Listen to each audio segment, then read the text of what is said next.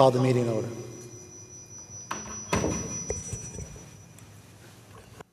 I'll start by chanting in Sanskrit. Is this thing on? Om Aha Vismaye Savaha Om Aha Vismaye Savaha Om Ha Vismaye Savaha. To the awakened ones, the Buddhas and Bodhisattvas, we pray. To the ancestors, the saints and sages, we pray. To all the forces for good in this world, we pray. Please bestow compassion and wisdom on those in government. May they be guided by compassion and wisdom. May they look to the good and welfare of all beings. Please bestow truthfulness on those who report on what is happening in the world. May they be guided by a search for truth and for accuracy in all that they say. Please bestow impartiality and equanimity of mind to those in the legal system, to judges, lawyers, plaintiffs, defendants, and jurors. May they be guided by a search for justice, fairness, and equality. Please bestow a desire to seek for the truth to our whole nation, so that delusional beliefs, which grow like a cancerous condition, will steadily diminish. The following is the prayer of St. Francis. Lord, make me an instrument of your peace. Where there is hatred, let me sow love. Where there is injury, pardon. Where there is doubt, faith. Where there is despair, hope. Where there is darkness, light. And where there is sadness, joy. O Divine Master, grant that I may not so much seek to be consoled as to console, to be understood as to understand, to be loved as to love. For it is in giving that we receive, it is in pardoning that we are pardoned, and it is in dying that we are born to eternal life. Finally, on behalf of the mayor, vice mayor, city council members, and staff assembled here, I pray for our community of Santa Paula and the whole Santa Clara Valley, that we may all do something which contributes to our community, be it large or small, visible or invisible. Whether we are personally rewarded or not, to be an offering from the heart for the benefit of all living beings.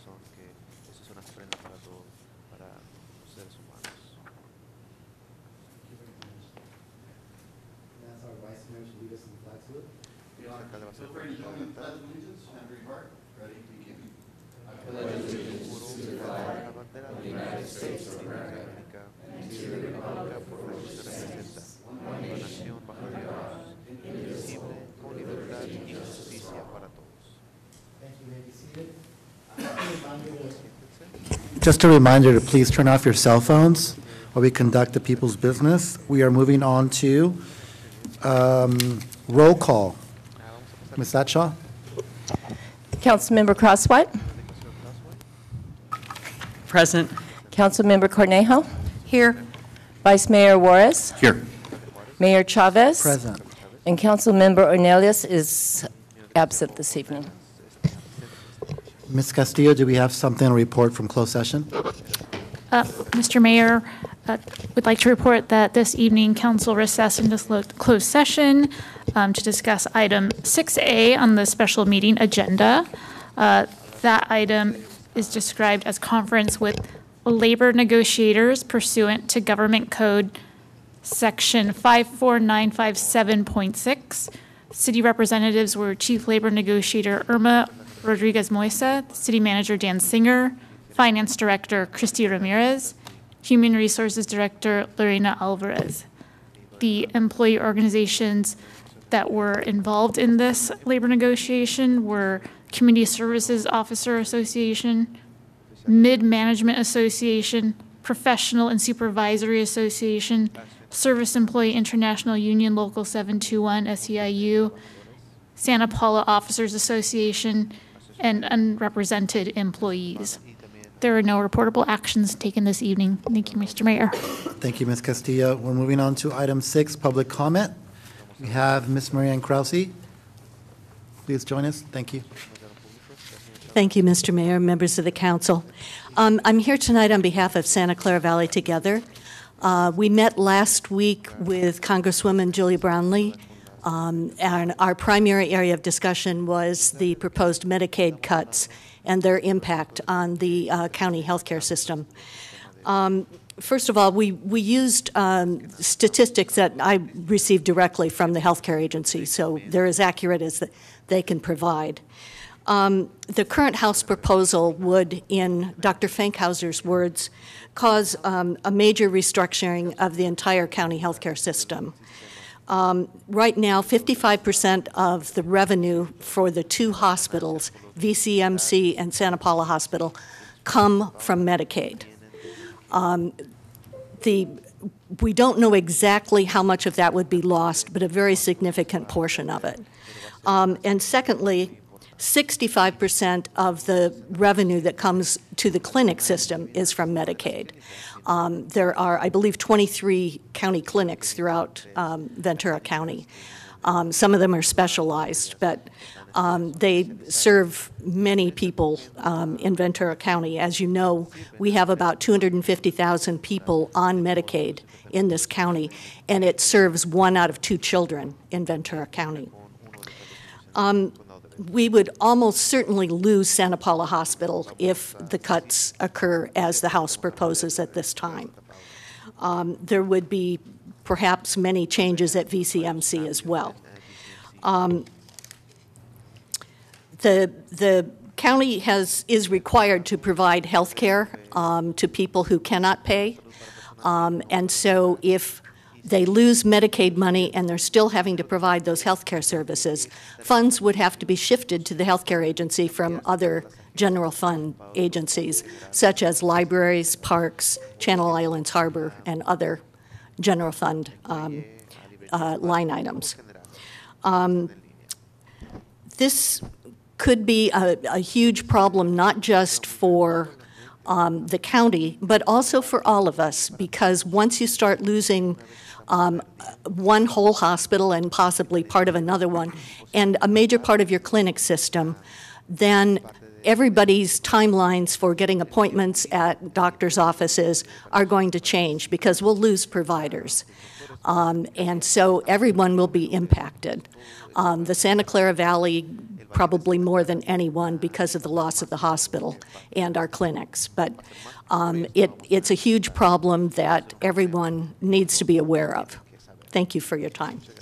Thank you very much, Ms. Krause. I was going to ask Mr. Royas to please connect Ms. Krause to see what advocacy we can connect and start to get the word out about what informing our community. Thanks.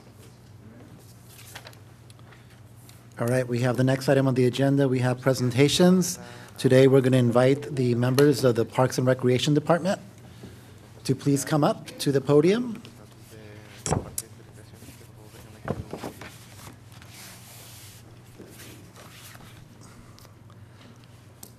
This is a proclamation in honor of Older Americans Month.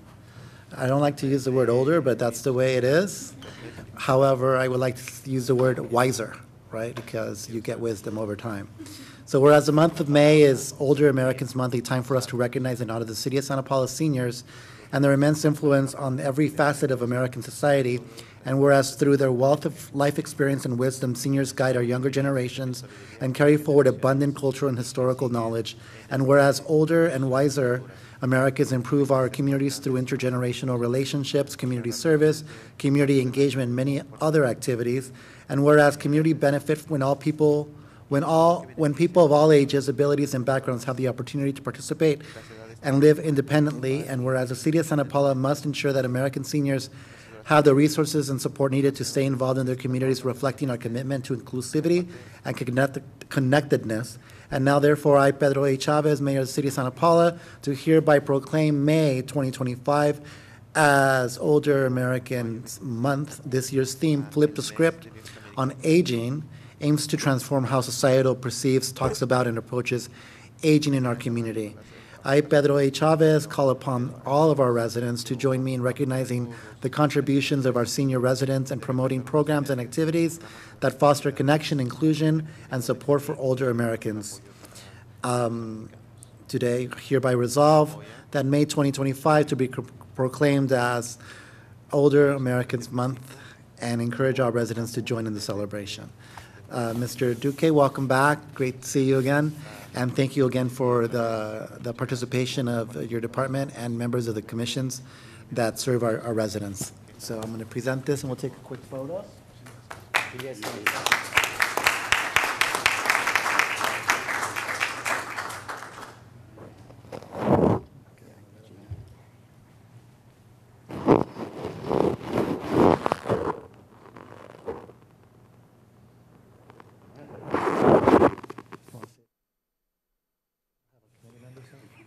Committee members?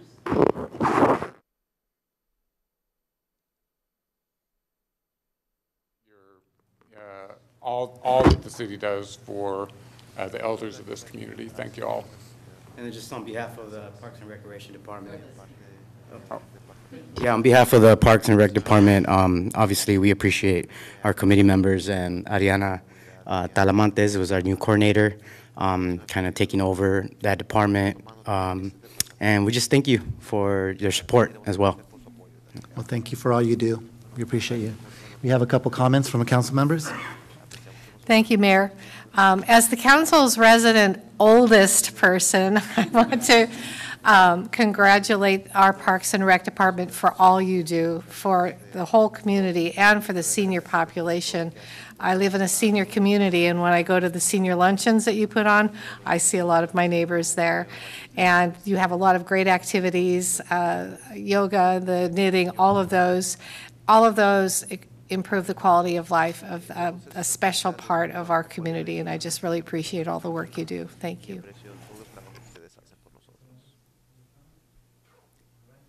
Thank you. All right, thank you. I believe we are going to skip item 7B. Is that correct, Mr. City Manager? That is correct. Just apologize on Mr. Barnes's behalf. He was not feeling well, and we thought it best that he keep his germs to himself. And so we will move that item to your next meeting in May. Thank you so much. We're moving on to item 7C. Public Works Department activity status report December to March of 2025. Good evening, Mr. Mayor, council members, citizens of Santa Paula. I'm Dale Goodman, the Public Works Director for the city, and I'm delighted to be here to tell you a little bit about what's gone on in the last, from December 1st of 24 to the end of March of 25. Next slide. So, sure. All right.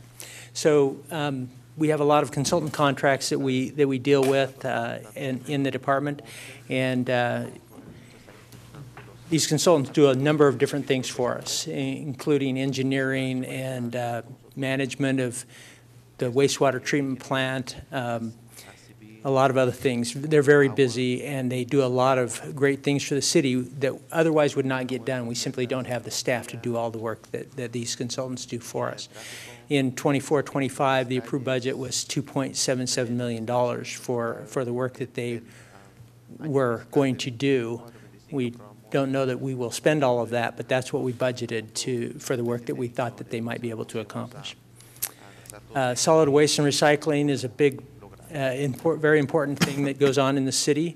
Those services are provided by Athens, and during the December to February 3-month period, they picked up almost 5,000 tons of solid waste.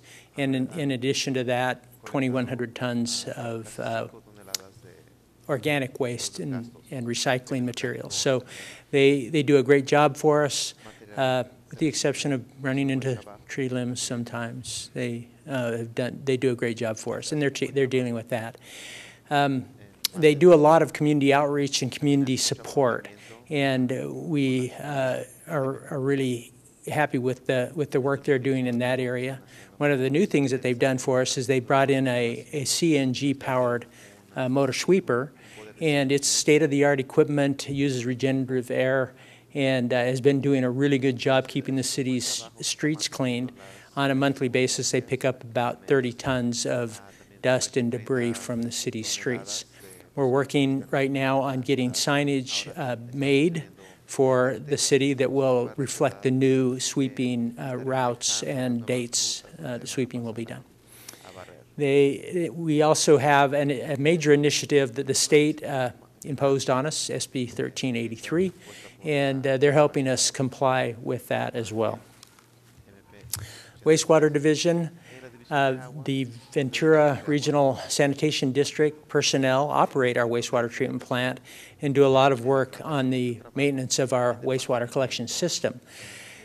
And then MKN, the engineering firm, does oversight and engineering work for the wastewater plant and system.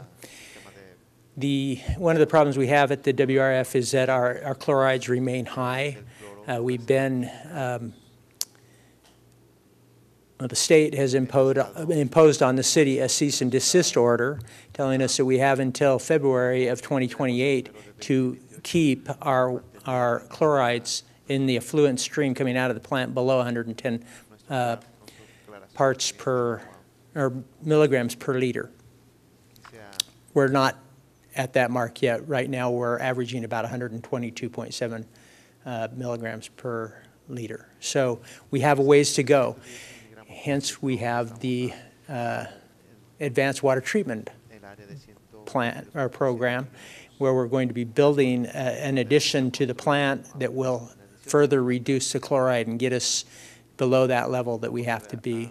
And that plan, that design is moving forward. It's a phased approach.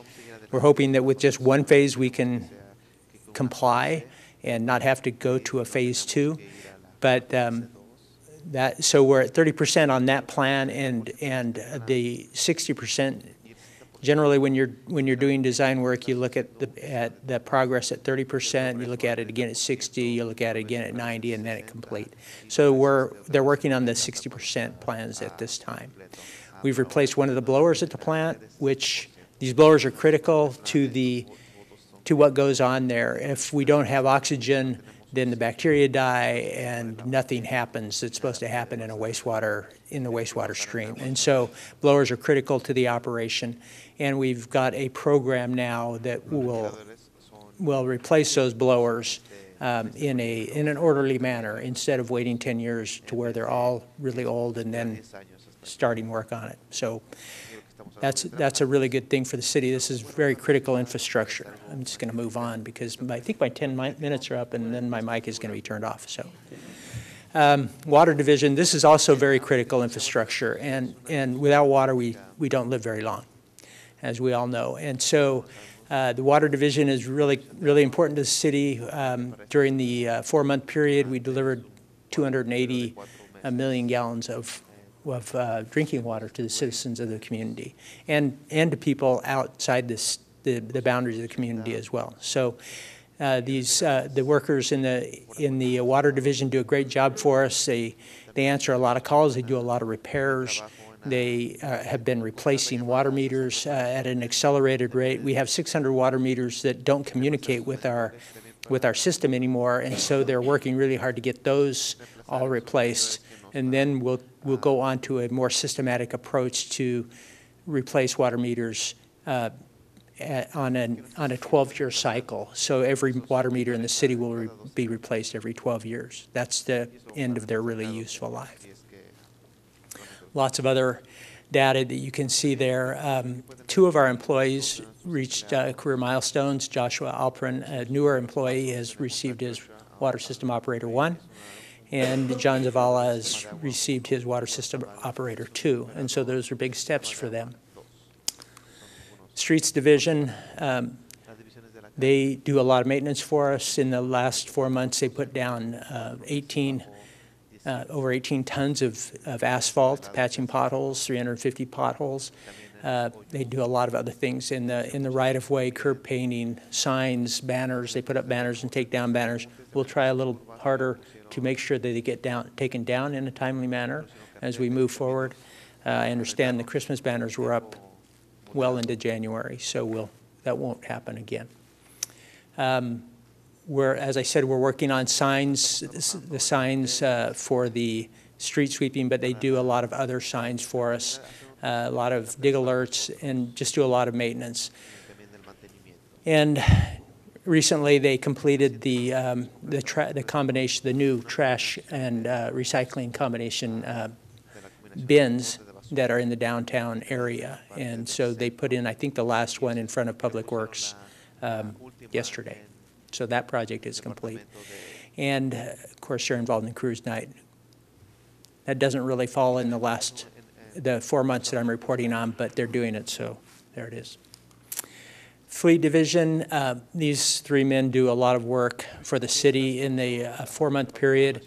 They serviced 97 vehicles. That's like every vehicle that the city owns got serviced, and some of them probably more than once. There were 262 service orders that they worked on for those vehicles. So they're very busy taking care of the city's fleet. And then into capital improvement program, we've completed the Main Street crosswalk improvements, 4 locations, and those are functional. And if people use them, they're functional. If they just choose to cross the street between the crosswalks, they don't work very well. So adding on to that, we have 3 more locations that'll be on SR 150 and will be installed as part of the Caltrans SR 150 project that is, I think they've already kicked off that project and it's moving forward. So in the coming months, we'll see work on SR 150. And we'll just move on from that. Pavement management system, we completed cycle 1 of the pavement management system, and we were just getting into into cycle 2 when Measure R passed. So that's kind of exciting for those of us who work on pavement management projects, and so we're now looking at how can we accelerate the program instead of taking an additional 15 years or 20 years to work through the entire city. We're hoping that we can do that much more quickly. So we're excited about that prospect. And there's a few pictures of, on the right side, you see what the road looked like after grinding, and then on the left side, you see the new asphalt. And it's always nice to see that. Nothing like the smell of hot asphalt in the morning. Other activities, just to make you aware, we're working on a pilot solar street lighting project. In the picture, you can see a pole. This is a solar-powered light fixture. So the solar panel wraps around the pole. The batteries are inside the pole, the controller's inside the pole, and it's got an LED fixture. What's beautiful about these is they don't require any other power source. So you can go out, you dig a footing, pour the concrete, put in the anchor bolts, bolt down the pole, it's operational. That's all you have to do. So instead of spending millions of dollars pulling new wire through new conduit and putting down new sidewalks, we can do a street or an area for, it's about 100, well, the pilot project we're looking at is on 8th Street from Harvard to Maine, 14 fixtures, about $120,000. And that includes installation. So we're not quite there yet. We're looking at an additional, we're looking actually at the fixture from the company whose picture is there. And we got a quote from them, but I need to do a little more analysis of the 2 quotes that we've received. Solar power upgrades at our water facilities, EV charging options. We thought we were dead in the water on that, but it turns out it's really an economy of scale issue. So if we can find enough locations to put, say, 20 EV chargers in the city, then somebody's willing to come in and do that at their cost and own, operate, and manage those at no cost to the city. But we just need to find those locations. And then we're working on this microgrid application process with SCE. It's a very cumbersome process, but we've completed about 4 of the steps. We're still in the process. They haven't kicked us out yet. And we've put out an RFP. We've now received our first proposal. We expect to receive a couple more tomorrow, and then we'll look at those proposals and we'll report back on what we're going to do from there. This could mean if the city actually receives the grant, it's $18 million for putting microgrid infrastructure into the city. Questions? Thank you for your report. So again, going back to your slide about SR 150, I've seen new signs that say construction starting here at 10th and Harvard and goes up quite a ways, and then inside the connecting streets there's end of construction. So is this work by Caltrans just repaving maintenance, or? No, it's besides pavement, they'll be working on basically everything in the right-of-way. I believe they're even doing some pole replacement.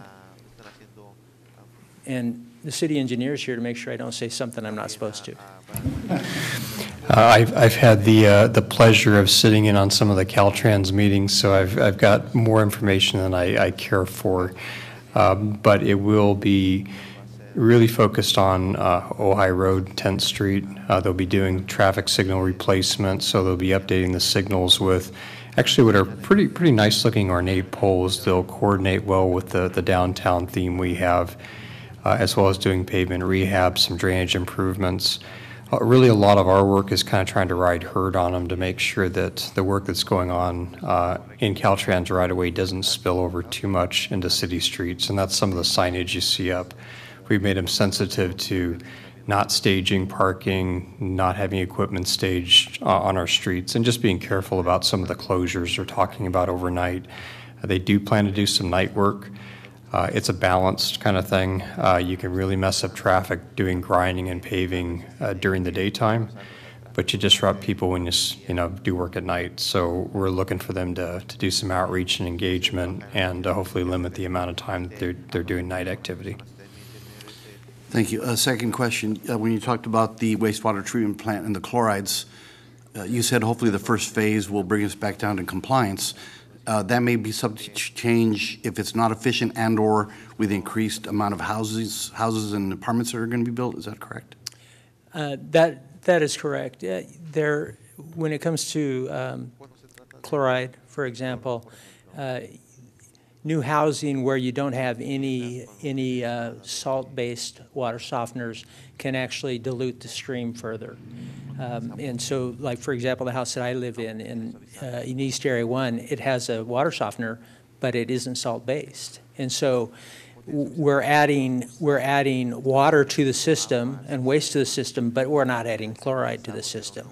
So, yes, as these new homes are built, probably most of them, if not all, or probably none of them, will have salt-based water softeners. So that will help. And there are other things that could help as well. Pre-treatment program is important. And Walker, is it Walker Engineering? I can't remember. Anyway, they're working on the pre-treatment aspect. And so where we have commercial entities that may be putting a lot of chlorides into the system, then we go to those firms and say, you got to do some pre-treatment because we can't have this much salt or chloride coming into our system. Thank you. All right, so I will start with SR 150. So as we've been talking with them, they are aware of the hospital, correct? Because I know that was something that when they were doing work there 5, 6, 7 years ago, whenever the last time they did it, I just don't know if it's the same people and whether or not, if they're doing any sort of closures or whatever, they need to make sure that they're communicating with the ambulance company to make sure that if they're needing to rush someone to the hospital, they're not getting, So anyway, just to make sure that they're aware of the route to the hospital being obstructed, make sure that people, the appropriate people know and that it's clear how you would still get there. So just comment. And then do we know if we have been able to be successful in getting to the point where they will in fact be able to do the pedestrian crossings on 10th Street will happen at the same time as this project? I know there was a little back and forth on whether or not that was all going to be timed properly. We are pressing Caltrans to make sure that we've got that all coordinated. Some of those activities won't be occurring till a little bit later in their cycle, so gives us some time to get it bid out, get the contractor on board, and do the coordination. We are hopeful that some of Granite Construction, who's doing the Caltrans project, they may also come out to bid on the crosswalk project, which would be ideal because we'd see better economies of scale in terms of pricing, and coordination would be built in. So that's what we're hopeful of, but we're really pushing Caltrans permitting to release our project as well. Well, if you need any assistance, let me know. Thank you. I sit on a board with the Caltrans rep, so I see her regularly if I need to just say, hey.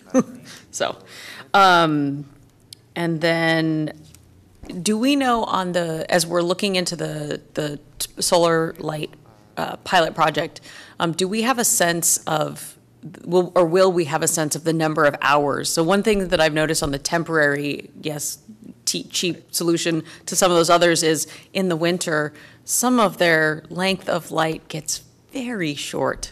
Right. On those days when where it's cloudy and overcast and there's not as much bright sunlight. So will there be a sense, or will we just we'll have to install them and see, or do they have estimates of, on a sort of worst case scenario, cloudy day, how many hours of light we'll get versus the best case, which is in the middle of the summer when there's longer periods of sunlight?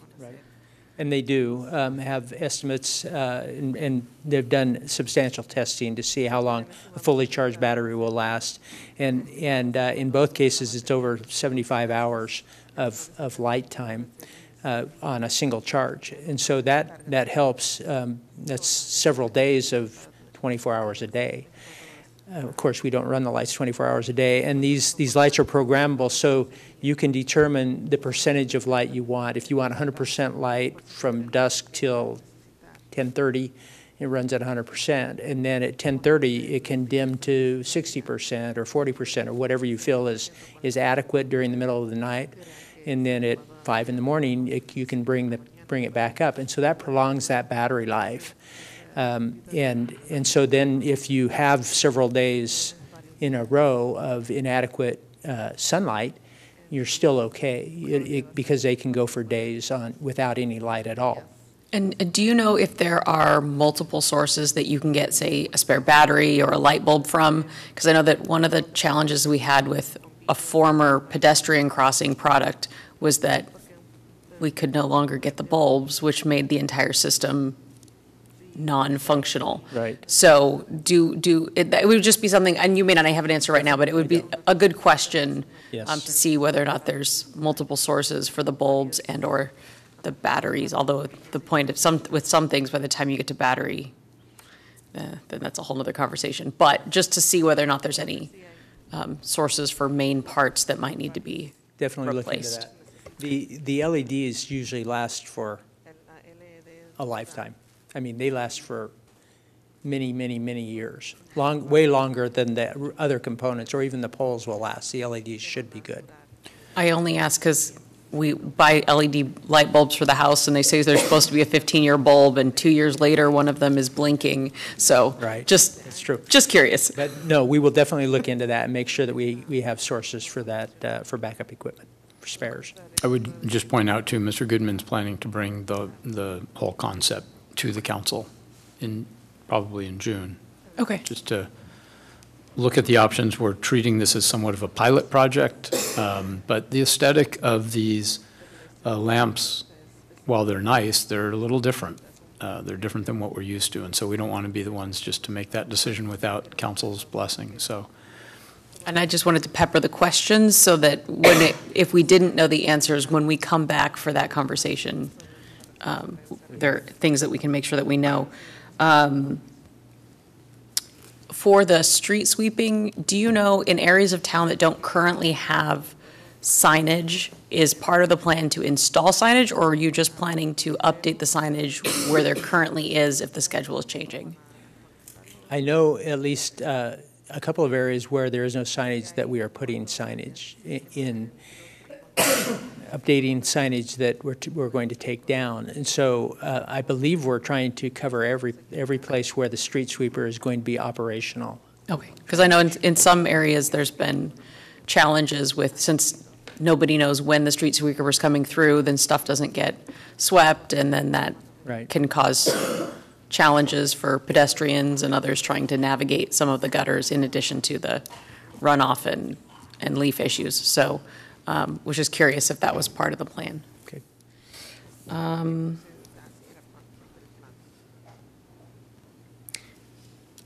Have there been an increase in water leaks, or does it just seem like there are? And you may not know the answer to that, but at some point it would be interesting to know if there's actually more of them than usual, or if it just seems like every time I turn around we're having to dig something up to fix a water leak. And of course, I have not lived here all my life, and so and I don't have the background of my own to say that yes, we have seen an increase, but people who've been working in the system say that we have had an increase, and it's just because of the aging system. It's a lot of it has reached the end of its useful life, and then when you have valves, we have hundreds of valves in the system, and valves have to be exercised, and failure to exercise valves, you end up with valves that stick, and then you break, and then they leak, and all you can do is go and repair them. And so has there been an increase? I understand there has been. That was my sense, but I just thought I would ask the question. It's unfortunate that we've still got a lot, we've been making good progress on the streets themselves, but we have a lot of work on the rest of our water and sewer lines to do still, so thank you. Yep. Thank you, Mayor. Just a question about the 150. I believe last year council approved the undergrounding of power lines, working with Caltrans when work was being done on the 150. Is that included in this current project, or is that down the line? And I know there was an option if it didn't work that we were going to look at Telegraph with the construction there. So I just wanted to know if that's a part of this current project. No, it's not. The Caltrans project was programmed some years back, and the undergrounding project needs to run through Edison, who coordinates amongst themselves with the other utilities, designs it, and then constructs it based on these kind of internal credits. So it's not actually dollars. Mm-hmm.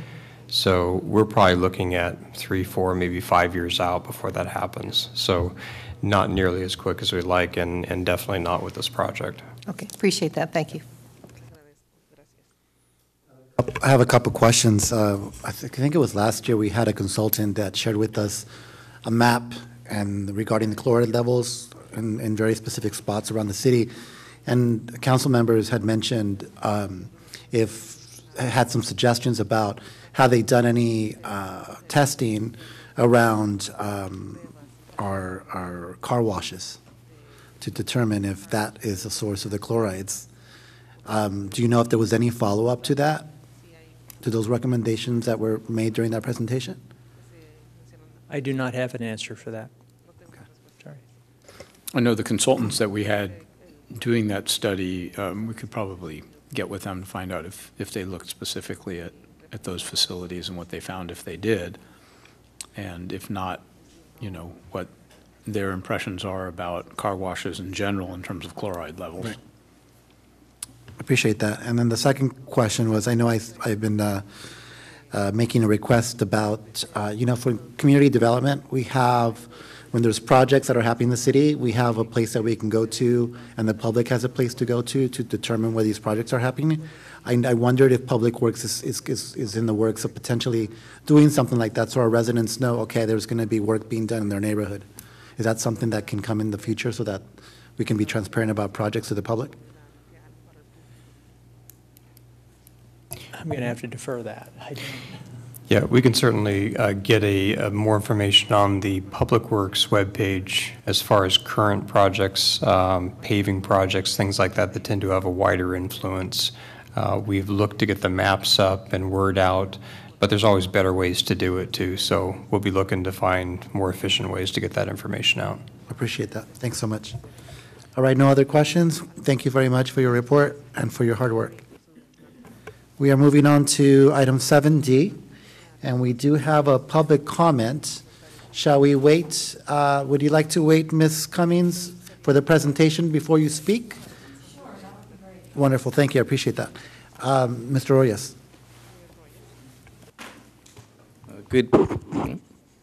Good evening, Mayor, Vice Mayor, council members, city manager, and members of the public tuning in this evening.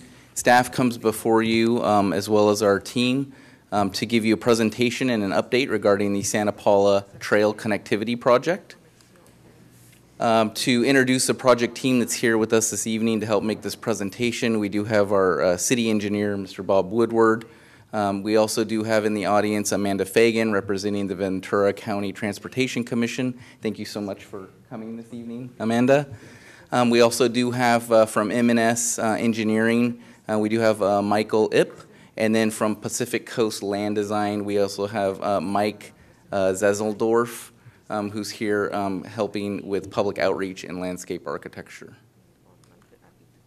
So to provide a 30,000-foot overview, high level, on the project itself, this image really represents what is going on with the project. You can see in the orange area on your screen, that's the existing bike trail pathway that's going through the center of town right now. It's approximately about 1.78 miles. And this project is looking to create extensions on the east and west terminuses of the existing trail. And you can see on the west segment, that's about a 0.8 mile extension, which would run all the way down past the Kmart site and through to the College East campus. And then we've got the east segment and then also a northernly segment that would run along the Santa Paula Creek. One of the big questions that staff and our team receive at all of the community engagement sessions is there's so many different infrastructure projects and works to do in Santa Paula, our roads, our storm drain systems. We have so many things that need help. Who's paying for this?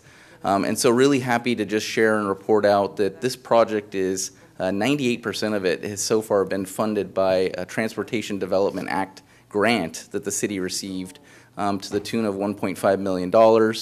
And then, of course, with this type of grant, the city has to provide a small monetary amount to do some matching. Those matching funds are coming from Measure T and to the tune of about $300,000. It's a more detailed explanation here of the different segments, 2.5 miles approximately, which would double the trail space or the bike trail pathway space in Santa Paula. And we specifically picked the name Community Trail Extension because that's really essentially what this will do. It will be transformational for our community.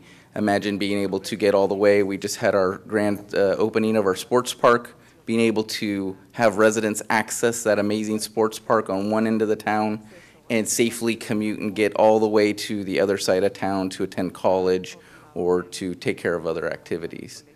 As I mentioned earlier, the west segment is going to be going along the new development by the Kmart, the former Kmart shopping center, and also connect at that westernly end with where the new part of the city annexation to the Santa Paula West Business Park. The east segment will go from 12th Street all the way to the edge of the Santa Paula Creek. And then that northerly segment would go along the Santa Paula Creek, connecting with the Arbors and Oaks neighborhoods, providing alternative access and a good riding experience throughout the community. Just to provide a little context in terms of the meetings that we've had, we've already had 2 community engagement meetings on those different dates, December and March. We've also, staff has conducted with Isbell Middle School. It was really nice. We had a lot of students that were interested in the project and wanted to learn more. So we did that. And then, of course, tonight, this presentation and update to you as well. Depending on the feedback that we received this evening, and or if there's any questions, the plan is to come back and do design development plans later this summer, and then putting together construction documents in the fall and winter. That concludes my portion. I'd love to invite Mike up here from PDL to explain a little bit more about the Santa Paula branch line. Mike?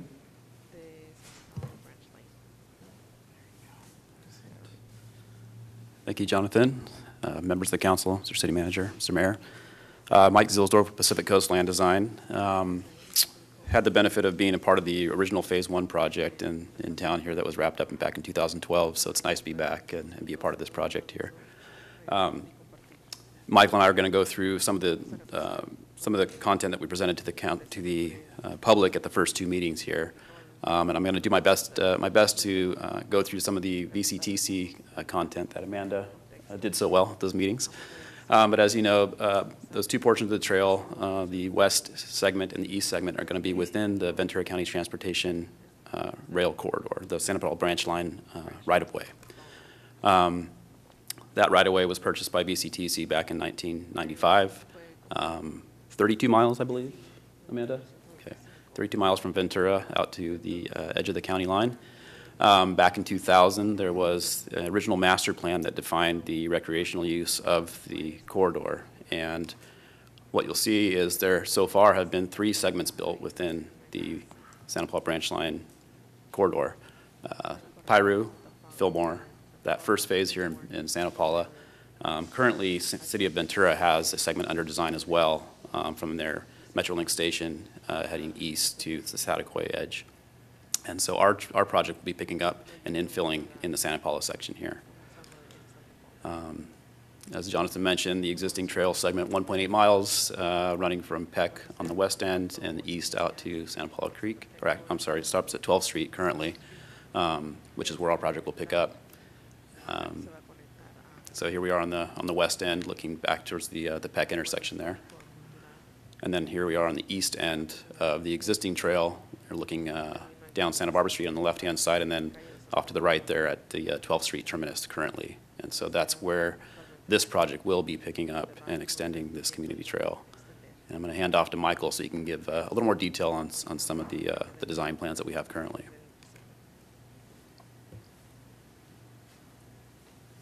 Thank you. Good evening, Mr. Mayor and City Council members. Michael Lipp, M&S Engineers. Give you a little more details on the segments that we've been working on. Jonathan already kind of discussed as far as where all these segments are located.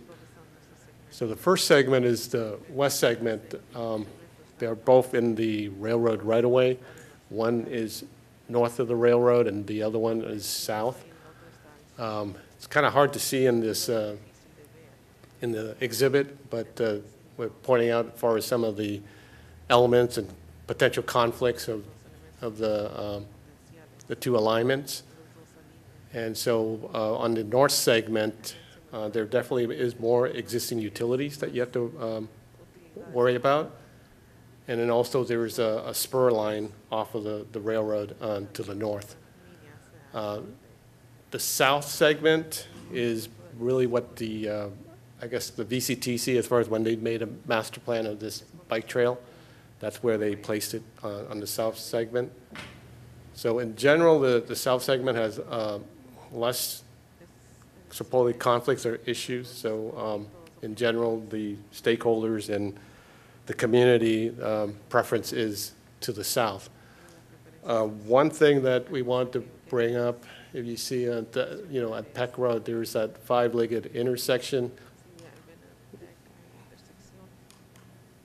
I don't know what I pressed. Okay. This is a blow-up of this intersection, and it's quite complicated, obviously, as we try to traverse through this five-legged intersection with the railroad in between. The alternative one would require an uncontrolled intersection with they call it RFB, rectangular rapid flashing beacons, to guide the riders across Telegraph Road and then along the railroad again, and then they would cross on Peck Road. This would require a signal modification so that the riders are synchronized as far as when they're crossing Peck Road. Alternative 2 stays south of the railroad, and then we kind of convey them towards the existing traffic signalized intersection at Peck Road and Harvard, and they'll have to traverse through that intersection, via all the controlled signals and so forth. I think that is it for that segment. Actually, as far as the typical cross-section of this bike path in the west segment, this one is alternative 1, which is north of the railroad tracks. You'll notice that there's a 10-foot buffer for landscaping. The trail is about 12-foot wide. And then since everything flows from north to south in the city, there's an opportunity to maybe add a bioswale in that area. If we go to the south of the railroad, same type of configuration, 10-foot wide for the landscaping, the 12-foot wide bike trail. Wouldn't make any sense to have the bioswale because the railroad track is really blocking as far as where the drainage starts, so you're not going to treat much. So that is that was a west segment. So going on to the east segment, there's two alternatives here. One is along 12th Street, going up 12th Street along the west side of the street. I think we chose the west side because there is a school to the west, so it would make sense for the people that are riding the bike to go towards the school side. And then we go along Santa Paula Street. On the south side of Santa Paula Street, that street is 52 feet wide, so enough room to keep 2 lanes, all the street parking, as well as adding a 4-foot buffer and a 10-foot 2-way cycle track. Alternative 2 is the one that's north of the railroad tracks, and it would just follow along the railroad tracks. One thing to look at as you get towards Santa Paula Creek, the city does want to have that connect towards Telegraph Road. That would require a railroad crossing, a new railroad crossing, at least a public one, in order to get to Telegraph.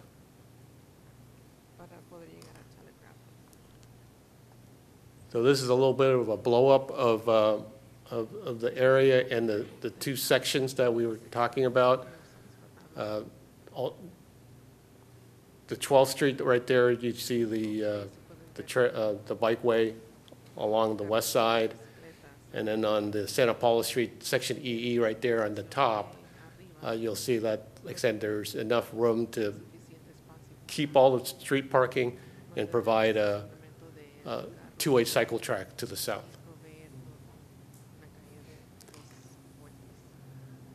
This alternative 2 cross-section is very similar to the west segment as far as on north of the railroad tracks, as far as the landscape buffer, the 12-foot wide trail, and then a bioswale.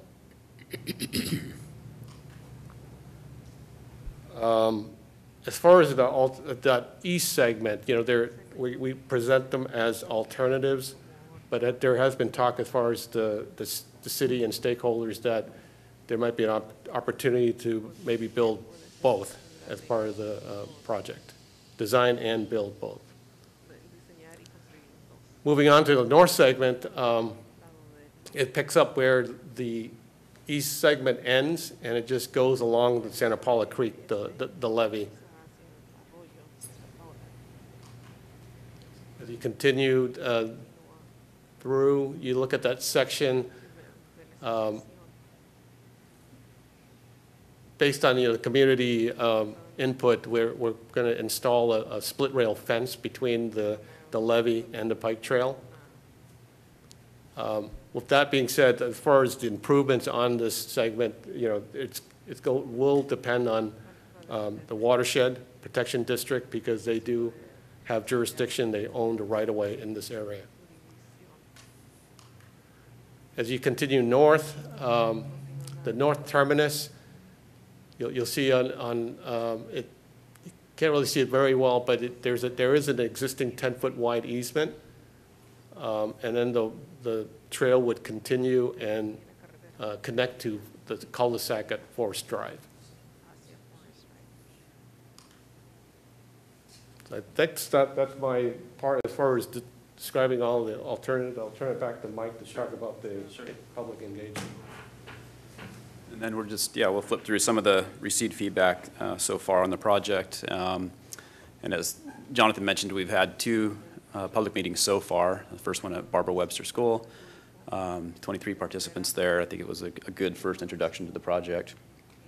The second meeting we had, which was in March, I should say that the Barbara Webster meeting was in early December, and we had that follow-up meeting in March at Our Lady of Guadalupe. A few more participants there, a lot of good feedback. That was pretty close to the same presentation with a little more engagement on some of the types of amenities that residents might like to see. And then again, the great engagement of the middle school students at Isbell that Jonathan was able to go and present the project. And then I think at least one of the teachers had set up a survey that the students filled out, and we had more than 170 responses on that survey. So we'll go through a little bit of that there. In addition to the public meetings, the city has set up a project website, and so this is easily available on the city's website. Residents can learn about the project, sign up for meeting invitations, any upcoming meeting invitations, go through any presented project documents to date, and just find out more about the project overall, and sign up to receive emails and updates as the project moves along. Just a kind of a brief overview of some of the things we did at the meeting. So one of the first activities as the attendees came in was to put a dot on the board. Where do you live? We wanted to see where people were coming from here in the city.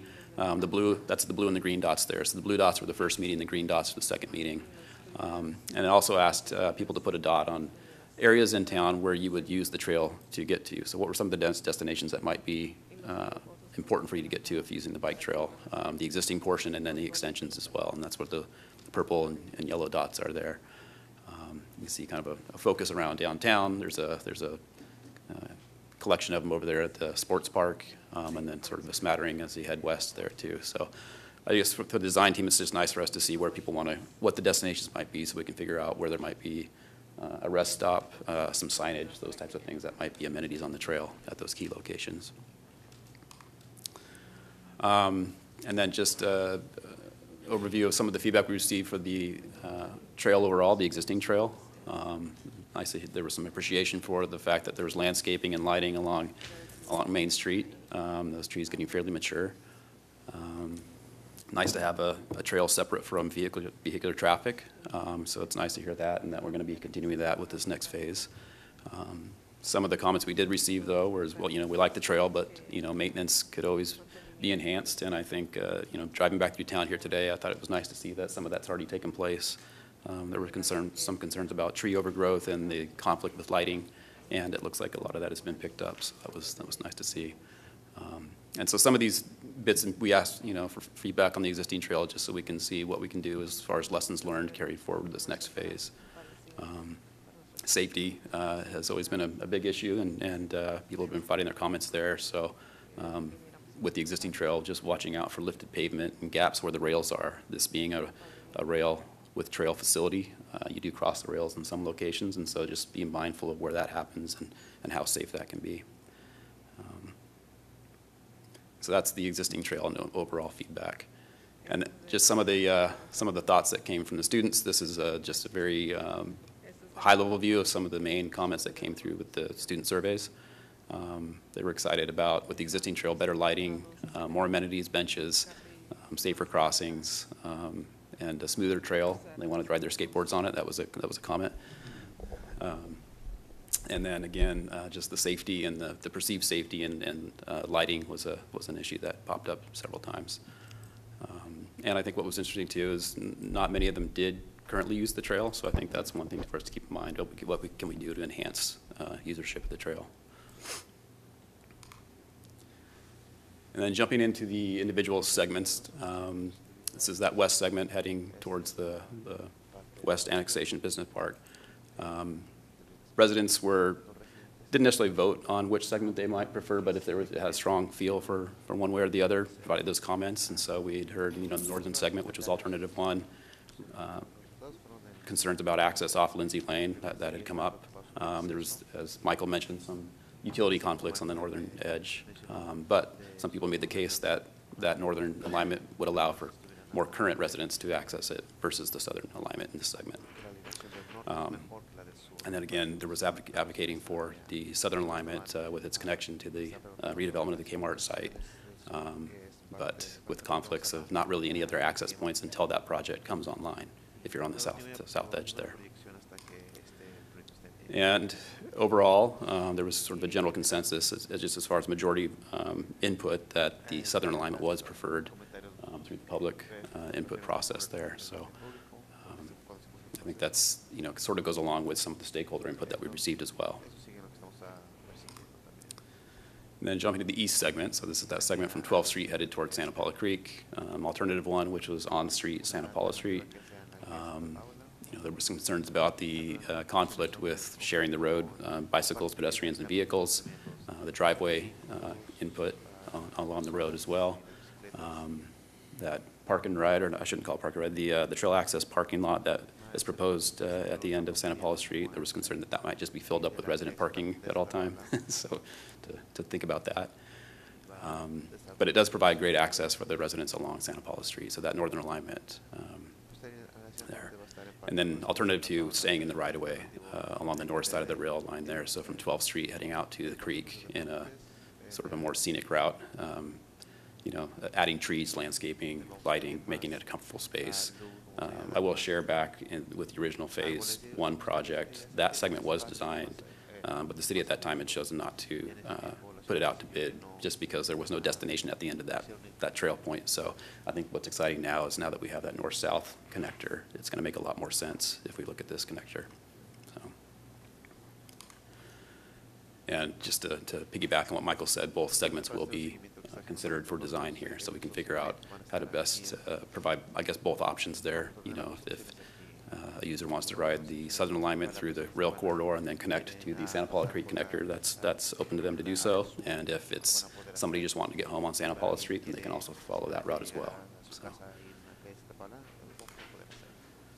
And then back to the northern segment here with some of the feedback provided. I think people generally appreciated that being a good location for the path. I know that there's historic use of that area already for access to the creek and some of the natural areas. Residents advocating for that connection point at the end of Forest Drive as far as a connecting point on both ends. But concerns were brought up, being mindful of the natural environment, some of the wildlife there is increased use. If there's lighting, how's that going to impact wildlife? So be mindful of that and make sure that there's coordination happening with Watershed District. And because this space may have less eyes on it on a daily basis, thinking of how that there's a maintenance plan in place or some oversight. And that wraps up the feedback that we've received so far from the public, and I think at this point, just opening it up to some conversation and questions. So before we go to questions from the council members, I'm going to invite a member of the public who would like to make a comment. That's Ms. Joy Cummings. Mr. Mayor and members of the council and city staff, I'm so glad that I looked at the presentation first because I'm really happy that the access through Arbor Homes is now included in the plan and that it is the city-owned easement, because I just felt there were so many challenges with any other access point that that access point may never happen. So, yeah, I'm really happy about that. And I would like to ask a favor, though, if you could put some of these plans or maybe just a simpler drawing on the city website, because I'm always trying to look up exactly where the trail is and what it's going to be doing, and I haven't been able to find it if it's there. So that would really be helpful. But thank you again for listening, and I'd like to thank the design team for listening to the community and taking all this input, and it looks like they've done a good job of incorporating what the city wants, so thank you. Thank you very much, Ms. Cummings. And Jonathan, we got that notation about trying to get the maps for the website. Mr. Mayor, some of the documents you've seen this evening are on the website, but to Joy's point, I think there's additional information that we can add. Thank you so much. We'll do that. Council members, questions? Councilmember Crosswhite. Yeah, I have one question on the west end section where it goes through that terrible intersection. I know that we had been looking at trying to redesign that intersection. How does that work? Yeah, how does that work with these plans? Like, would this need to be changed at all to interact? Do you see what I'm trying to say? I mean, because I don't know exactly what we're proposing to edit. I just know that intersection is challenging, and that we were looking at trying to make it possibly not as challenging. And so I just wasn't sure how that planning interacts with this planning. So we currently have the traffic signal at the intersection being redesigned and upgraded just to make it more current in terms of controls and components. We are looking to add some design features so that we can maybe have a separate phase to address Class 1 traffic crossing through the intersection. Basically, you're adding a signal phase to facilitate that movement. The only consideration and concern is as you add a phase, you increase delays for the other legs of traffic. So there's a little bit of fine tuning that may have to go on there, but it's a challenging intersection. We'd love to just have a flyover or something like that. So that if we had all the money in the world and all the options, that's what we do. But we'll have to find something in the meantime that's safe and efficient to get the folks across there. Okay, so I just want to make sure that as we're moving forward with the bike trail planning and implementation, that we're keeping in mind any changes to reconfiguration of that intersection that might happen, just to make sure that they all are talking to each other. And so then in terms of process, how will you get from where we're at now to a sort of a final proposal? I don't know who that's a question for, but. I'll take the first stab at that, and then maybe I'll have some of the design team come up as well. The purpose of this meeting is to really kind of have some confirming discussion regarding what we're presenting in terms of the options. Where our instincts are that we're going to design out both options. So we have both the extension along VCTC right-of-way designed, as well as the Santa Paula Street segment too. We have some development that's looking to come in potentially along this section of Santa Paula Street. They've been very interested in seeing potential bike improvements both in VCTC right-of-way as well as along Santa Paula Street. So that is affirming in terms of that approach. As we're looking for additional funding as well, M&S has been providing us some updated cost estimates.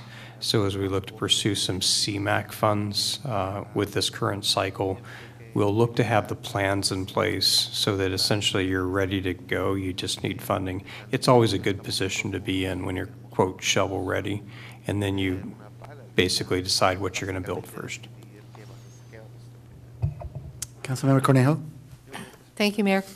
My comment on that is the intersection I'm most familiar with is that same intersection at Peck, which is horribly problematic, and I drive it at least twice a day. My opinion is that the north would be better. It's fewer crossings of traffic, and that corner that with the traffic that's going in and out of the gas station on that corner is horrendous already, with pedestrians crossing from there up to the north.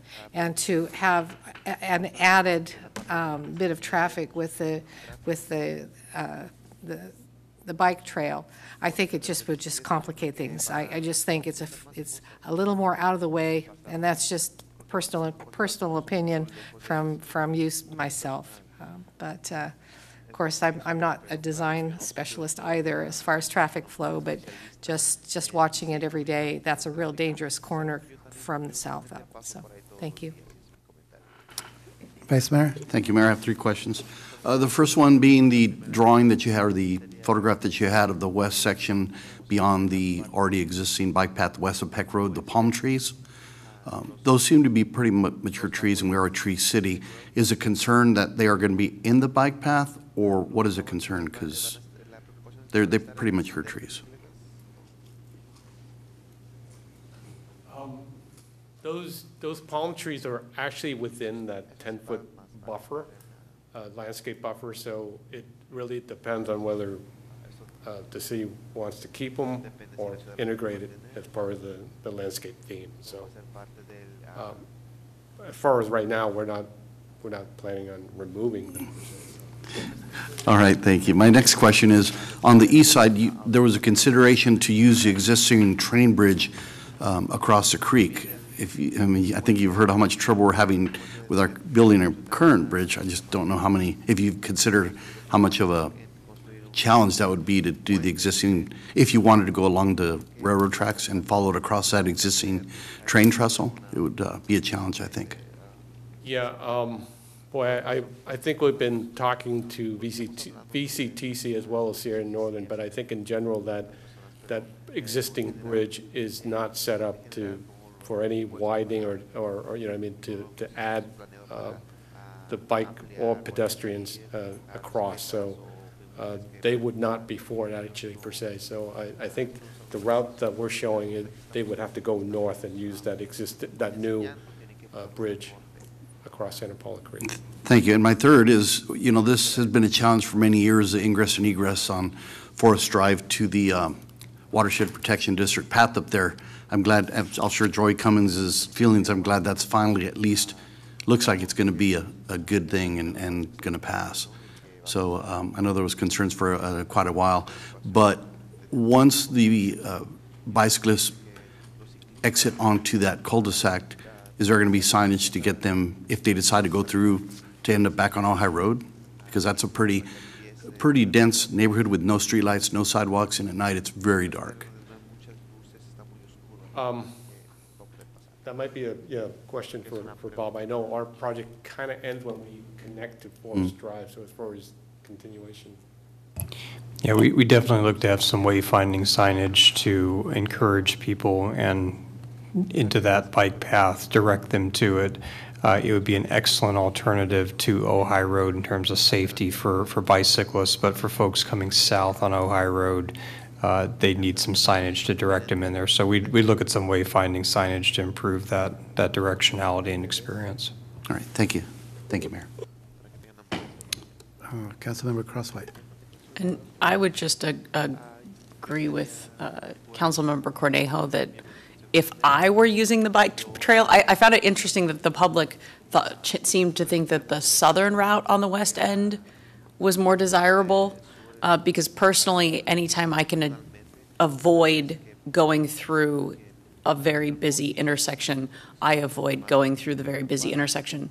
So as I was looking at that, I was like, I'd much rather cross up top and then go over and cross on the other side. So I just thought it was interesting. I would be interesting as we go forward to hear if there's more specifics for why folks were preferring that bottom, because I don't like walking across that intersection, let alone trying to ride a bike across there. So I just thought that was an interesting, just interesting. That and trying to ride a bike on 12th Street also doesn't sound a whole lot appealing to me, because that's not going to be a separated route trying to get up to Santa Paula Street. So anyway. Councilmember Cornejo. Yeah, and just quickly, as I look at it, the southern route crosses the traffic 4 times as opposed to the northern route only twice. And it is just a less impacted area people-wise, automobile-wise, and everything up there. And just watch for an hour one day people getting in and out of that gas station, and it's just a nightmare on that southern part. So it just probably would create less problems on the north side. Thank you. All right, well, thank you, gentlemen, for coming to City Council and sharing with us that project. We're very excited about it and can't wait for this to move forward. Thank you. We are moving along to agenda item 8, City Council reports. We're going to start with Councilmember Crosswhite. All right. This should be fairly quick. The first thing that I would like to share is it is now official. I am the second vice president for the Southern California Association of Governments. So that final vote by the General Assembly did happen last Thursday. Let's see. I had a Clean Power Alliance meeting for the executive committee, and then because I was out in the desert, I had my first official duties as second vice president introducing the student presentations, which were actually much more fun than I thought. You know, you just never know, but they were great. We've got some great planners who are going to be coming up, but I was doing that, so the mayor attended the regular Clean Power Alliance meeting for me. And then I've attended some really interesting presentations on the Advanced Air Mobility Hub that the county is working on in partnership with, oh gosh, what's it called? The octopus. FathomWorks. Their logo's an octopus, and I always can think of the logo. And then so anyway, there's some interesting partnerships and things that are happening.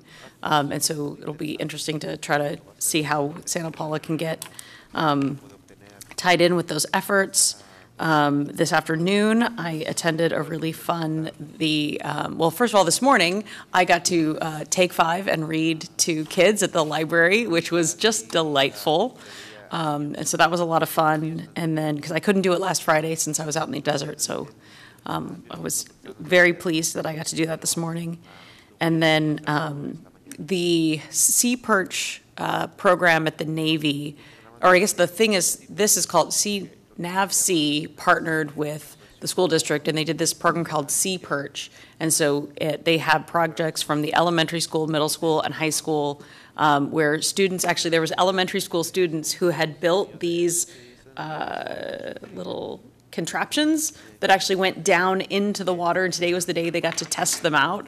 And so it was great to see them with their projects, getting to see, try to surf them through the water and through hoops, and to watch them problem solve when things didn't quite go the way that they had anticipated, and they got to explain their projects. And so that was a lot of fun to see these elementary school kids who, one of them was telling me they're going to go work for NASA, and there were others that were going to go on to be, engineers and various things. So it was really cool to see elementary school kids excited about becoming engineers.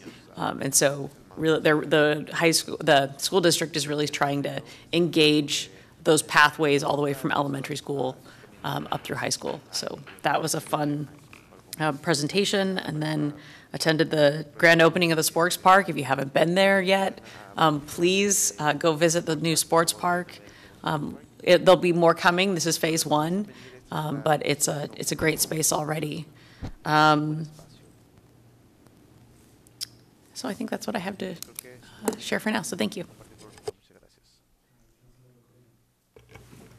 Thank you, Mayor. I've attended a number of meetings which are notice meetings, so public knows about the continuing labor negotiations, including today prior to this meeting. On the 28th of April, attended the Harding Park Advisory Board meeting. On the 30th, I volunteered through the event of the Santa Paula Police and Canine Foundation event, the fundraiser for the Canine Spaghetti Dinner, which is an annual event and always great, and I hope it made a lot of money for the foundation and for our canine program at the city. And then on the 1st, I attended the Ventura Regional Sanitation District meeting, and my regrets and apologies to the city and to staff for missing the grand opening at the sports park. I had family issues that took me out of town, but my heart was there with you all, and it's just very special to see it finally open. We were all there with the shovels starting it out, so it was just great. Thank you again. Vice Mayor. Thank you, Mayor. One of the duties that I enjoy doing is I volunteer to give the history of the police department.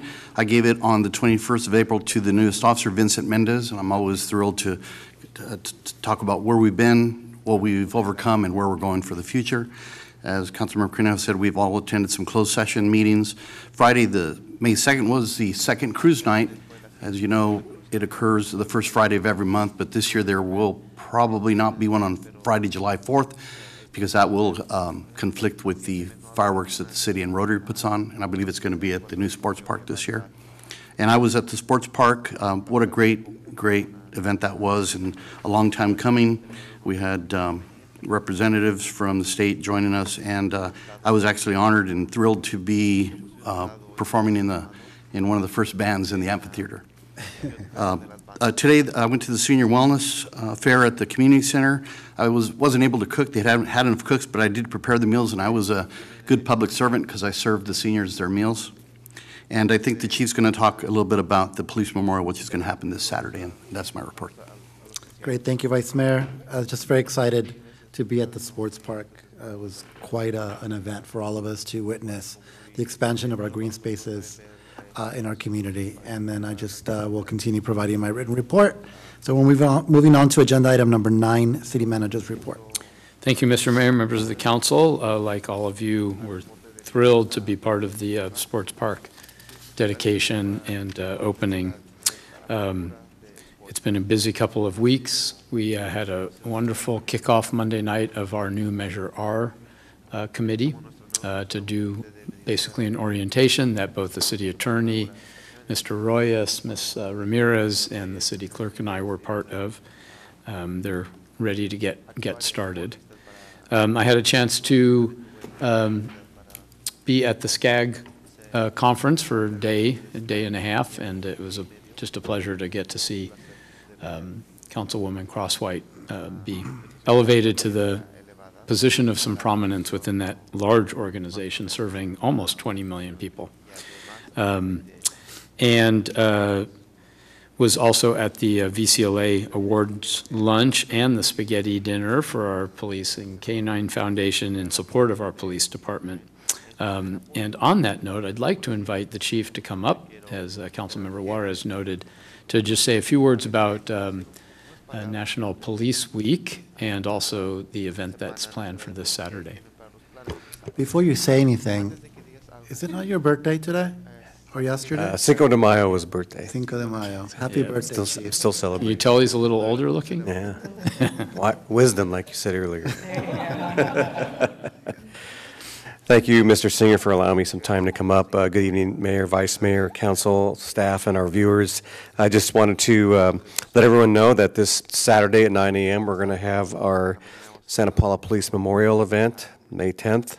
The Memorial Monument is located at Santa Barbara Street and Mill Street. It's an annual event, and this ceremony is very special to all of us, especially all of our police employees and law enforcement agencies across the region. Our ceremony will include the Santa Paula Police Department Honor Guard, a bagpiper court procession, the reading of the names of the fallen, and ringing of our new ceremonial bell, the release of doves, and the playing of taps.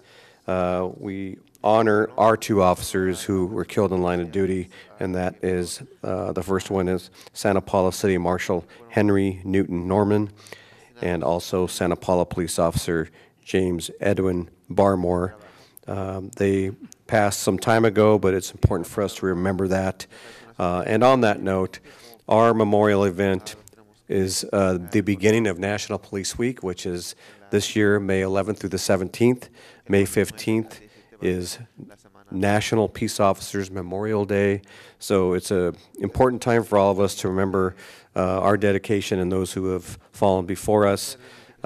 Just a quick bit of history. There are more than 800,000 law enforcement officers serving in communities across the country. Since the first recorded death in year 1786, there are more than 23,000 law enforcement officers who have lost their lives and made the ultimate sacrifice in serving their communities. And this year, the names of 165 officers killed in the line of duty will be read who lost their lives in 2024. So I thank you for your time. We appreciate anyone who could come out this Saturday morning. It is open to the public, and it's just a memorable and meaningful and thoughtful event. So thank you for your time tonight in discussing this. Thank you very much, Chief. And I forgot to mention something, and I'm going to just mention it real quick. The CPA meeting I attended is when they discussed the rates, and the CPA followed a recommendation by the Executive Committee regarding strengthening the reserve option with reserve percentage target of 47 and 53%. Target 100% green power rates to provide a 6% premium, clean power at 0% discount, and lean power at 2% discount. And those will go to effect later this year. All right. Yeah. I just want to inform everybody, during the week of Peace Officer Memorial Week, I'm going to change the bulbs in the clock tower to blue to commemorate Peace Officer Memorial Week. So look for the change of blue at night. Thank you very much. All right, we're going to go on to the consent calendar. Any council member willing to pull an item on the agenda, item either 10A or 10B? Mr. Mayor, I have a correction to make to 10B if council wishes to pull that. Could we pull that and then you can go into detail about? Yes. Do we need to pull it, or can you just give the instructions and we pass it with one motion with the consent, with the minutes? If council has no detailed questions about the item, then I can explain the amendment. I have a couple questions on it. So are you pulling the item then? Yeah, I'll pull the item. All right. So item 10B, the city manager currently has authority to settle what are called government claims up to $25,000. And a lot of people aren't aware of what government claims are, so I'm just going to give a little background on what that is. These are claims that must be submitted to the city before anyone can file a lawsuit against the city for money damages. There are few exceptions to this rule, but what the city has, and many cities have, they have an agreement with the California Joint Powers Authority, and what this entity does is it pools all these members' contributions and losses. They act like an insurance company, but they're not an insurance company. And they have authority to defend the city and cover costs that we lose in court. They also, on occasion, settle claims on the city's behalf, the government claims and lawsuits as well. So what we're asking here tonight, because the government code requires all settlements to come to council, and apparently at some point council delegated that authority to the JPIA. What we need to do for certain smaller claims that the JPIA will not handle, those include something like an error in billing, so somebody comes to the city and asks for credit or refund, excuse me, and these are these tend to be much smaller claims of $1,000 maximum, or around there. And but in the event that there is a larger claim, we just want to be able to increase the current amount of $25,000 because that was set almost 20 years ago. And having this extra authority to give our city manager would allow council to skip a step where we would not have to go into a closed session and have a discussion and use staff resources and time, in your time, to schedule those. So this resolution, its purpose is to increase the current $25,000 authority to $50,000, and that's commensurate with the city manager's professional services authority to enter into contracts for those purposes. So we thought that would be an appropriate figure also for his settlement authority.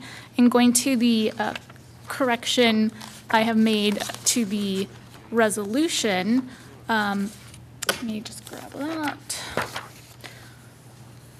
So the correction has been made to, you each have a copy of a red line in front of you, and a copy is available for the public who wish to view it. In section 3 of the resolution, it used to completely supersede and repeal the existing resolution that set the $25,000 authority given to the city manager. This change now only repeals part of that resolution that deals with the city manager increase of authority, and all other provisions in that resolution will remain the same.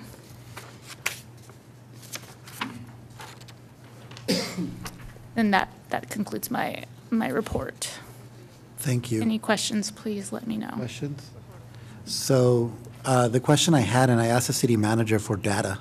Yes. Before I feel like I personally want to relinquish authorities, I want to know data on terms of how many claims that we're talking about in nature, let's say the last 2 years. Well, I can tell you we have a spreadsheet that pulled up since the inception of our insurance or our agreement with the JPIA that covers 714 claims that have been referred to them, and 41% of those had to do with a payout of between $4 and $50,000. So that included claims related to bodily injury, property damage. Let's see what else. How many claims were above 50,000? 6%. 6%. 42 out of 714. Pretty minimal. So generally what the JPA has been covering in that $0 to $50,000 range is like vehicle accidents, pothole damage, slip and falls, and so forth. Since what year was this? Sorry. 2003. Wow, okay. I appreciate that information. I don't have any more questions personally on this one. I just wanted the numbers. I appreciate that information, and it's actually something that we've never been presented before as far as claims and totals, and so that's very helpful for us to know. I feel really even a little bit remiss in not knowing this up until now, so I just would appreciate an occasional report on the claims. I don't need to dive into the details, but just the amounts and the types of claims would be a really helpful report from time to time, so thank you. All right. Do we have a motion? Just one more quick comment. And I would imagine that taking this historical history of claims, the city can then make a determined judgment as to what are priorities as far as concerns in the community. So I think that's invaluable information. We've never heard of it, so we couldn't say, well, what are the top priorities? What are the top liabilities? So, yeah. And with that, I'll go ahead and move approval of consent calendar items 10A, Adam, and 10B, Boy. Second. As amended. As amended, yes. Thank you. All right. Any additional comments? Seeing none, all those in favor say aye. Aye. All right, motion carries. We're moving on to an item 11, and we are going to 11A, Draft Santa Paula City Council 2-year strategic plan. All right, Jonathan. Going to make some adjustments here. We're having some technical difficulties with our equipment, so if that pleases the council, I'm going to throw a presentation up here on the screen and then operate it from this computer screen here.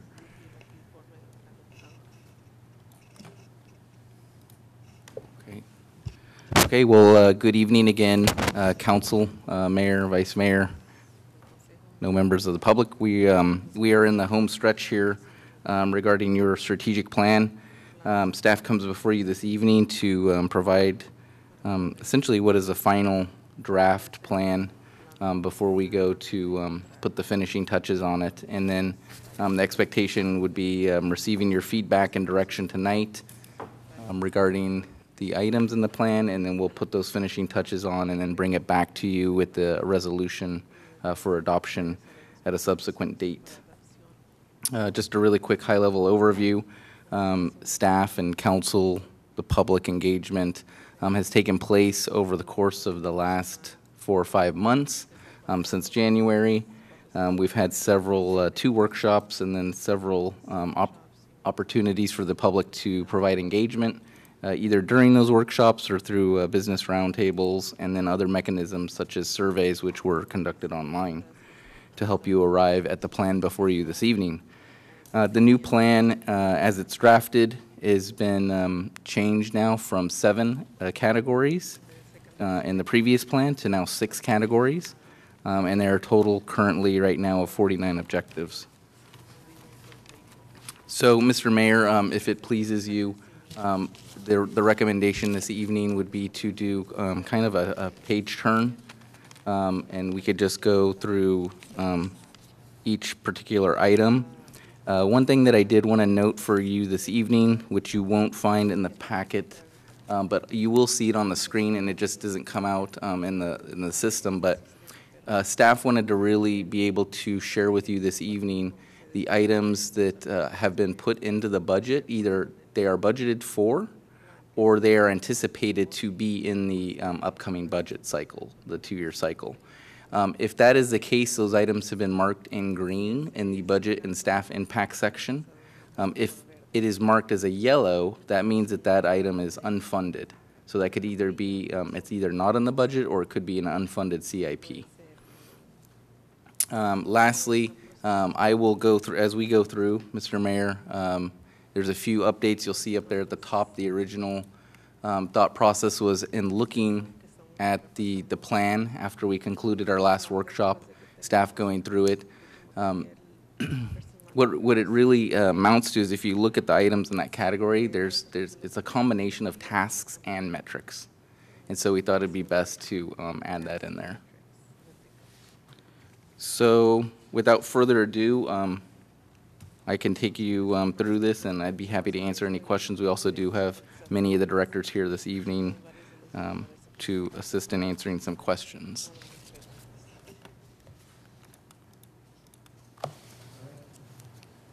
So if I go through A1, is there any questions or concerns with that particular item? Councilmember Crossman? Can you remind me what the public arts ordinance is or was? I mean, because it's listed there as a metric, but I was trying to remember exactly what it was. Good point, Mr. Mason. I mean, I think we might want to change the language. That's actually a good point. I think the thought process is actually creating a policy or a percentage for the arts. Which has its own item, so maybe that, does that then need to be not on this section?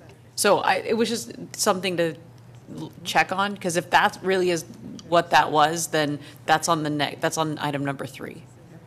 And I'm recalling that it might have been part of what the Art and Cultura organization suggested. So it just might be something to check on, and maybe you could even check with them and see if that was different than the percent for the arts. And if it's not, then that can come off, and if it is, then maybe we need to explain it a bit. Yeah, define it. Yeah. Just so that, because otherwise, if we're looking at this in, say, a year from now going, what was that? That's right. So noted. Just a quick question on this one. If I recall correctly, was the chamber not involved somehow with coordination of our public art at some point? And was that not part of our contract with them? So, yeah, well, I was just going to say on the murals. Correct. Yeah, very involved because they're currently kind of the holders of the former mural and the fund that went with it. Is there a way we can add them in here so we can kind of, like for instance, number 1, help facilitate production, at least one, it's going to go through the chamber, right?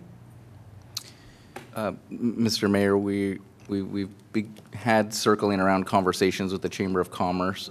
At some point, they want to be able to possibly relinquish themselves from the mural responsibilities that they carry currently.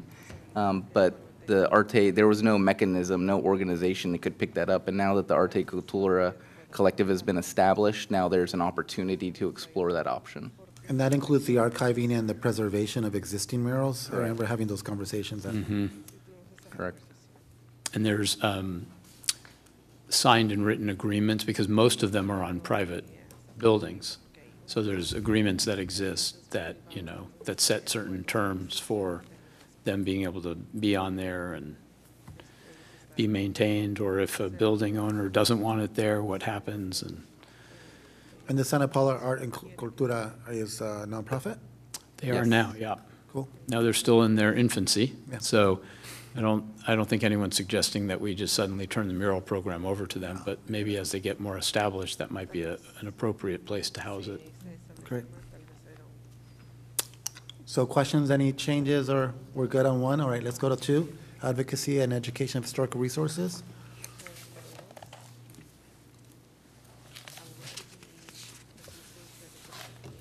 Go ahead. I just had one question, I think for Mr. Mason. On item number 4 there, where it says develop guidelines, when you talk about developing guidelines, what would that look like? Really looking in alignment with the Department of the Interior and state guidelines that relate to historic preservation. Our ordinance is 30-something years old, and it's just bringing those things up to date so that just best practices. Ordinance then? And that's Santa Paula Municipal Code 816. That first item is updating that ordinance would be the first step in that. And so then 4 relates to 1? Correct. Okay, I wasn't sure if that was a completely separate thing from 1, or? There may be some things that are going to be specific to Santa Paula. I mean, we're going to look for best practices, but we have some unique features in Santa Paula that will require some policy input. Any other concern regarding this position? All right, let's go to percent for the arts.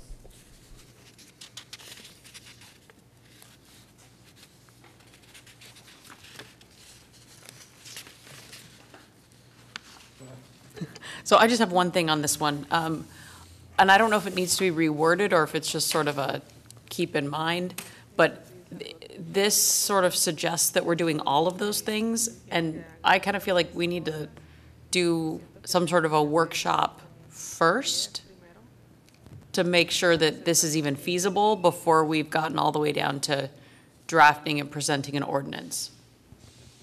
So that's my only, I don't know if that needs to be reworded, or it seems like it's an assumption that we are doing it as opposed to what the actual item says, which is exploring policies.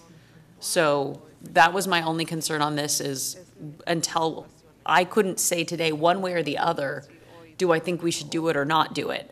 And so I would want to start with sort of item number one and have everything else be dependent on whether we get through, what are some options, what would it look like? We might decide it's untenable at that point and we have bigger priorities. I'm willing to explore it, but I just don't know, without knowing more about it, whether or not we will get to step 4. Right. Right. So that's, right, so that was. Insert. Number 2. Yeah, like a number 2 to conduct a study session with the council. We can invite the art group and after we've done some research. Right. So I just wanted to make sure it was clear to staff that the expectation was, we'll look at it and then we'll decide whether or not we do the rest of those. Yeah. Yeah, it sounds like we're directing to draft and present an ordinance. You're right. And so consider that, or dependent on the study. Yeah.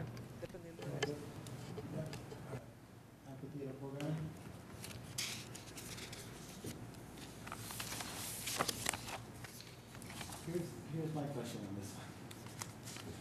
So we have budget numbers on here, 8,000 and 8,000.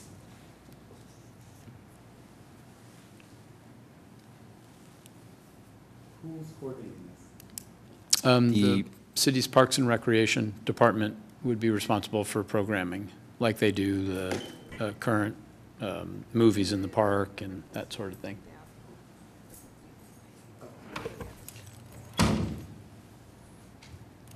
For the free city concerts, they would do that programming. That's not to say that there couldn't be users that come and rent the facility, or that an event organizer might not say, I'd like to put on a series, I think one of the goals, if we're gonna put some city money, public money towards this, is that we also invite philanthropy to be part of this in terms of seeking sponsorships.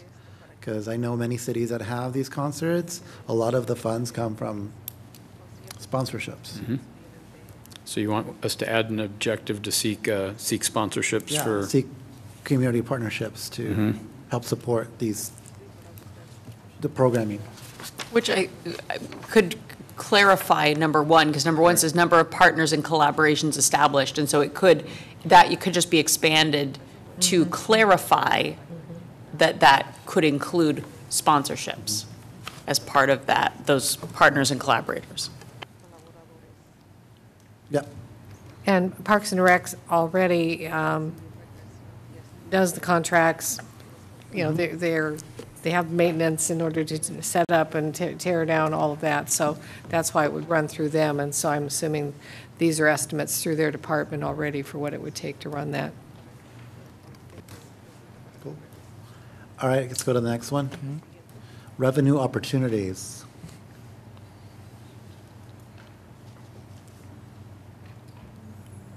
Councilman Cornejo.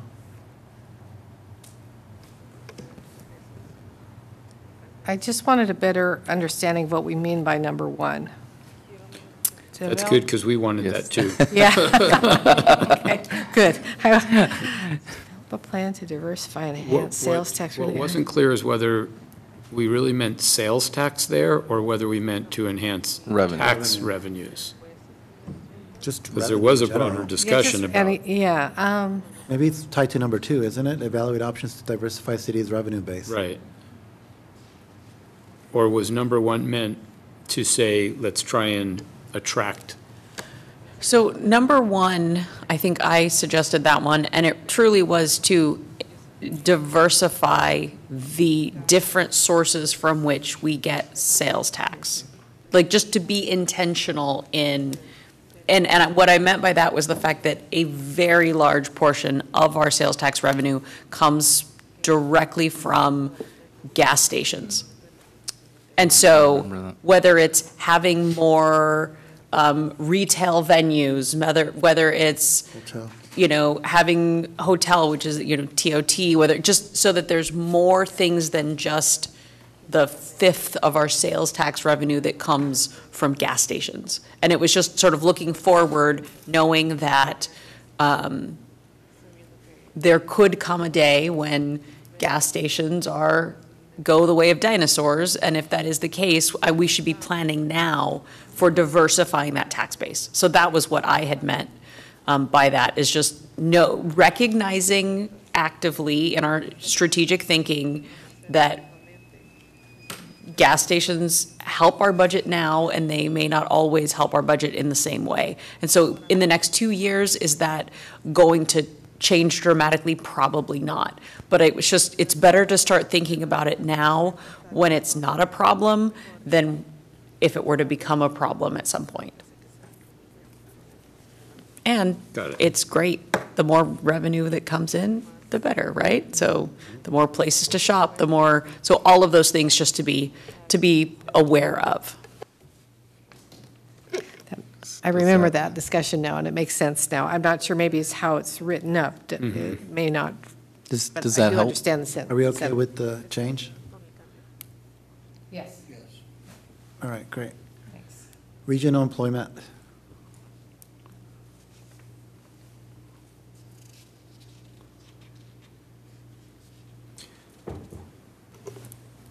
One little comment.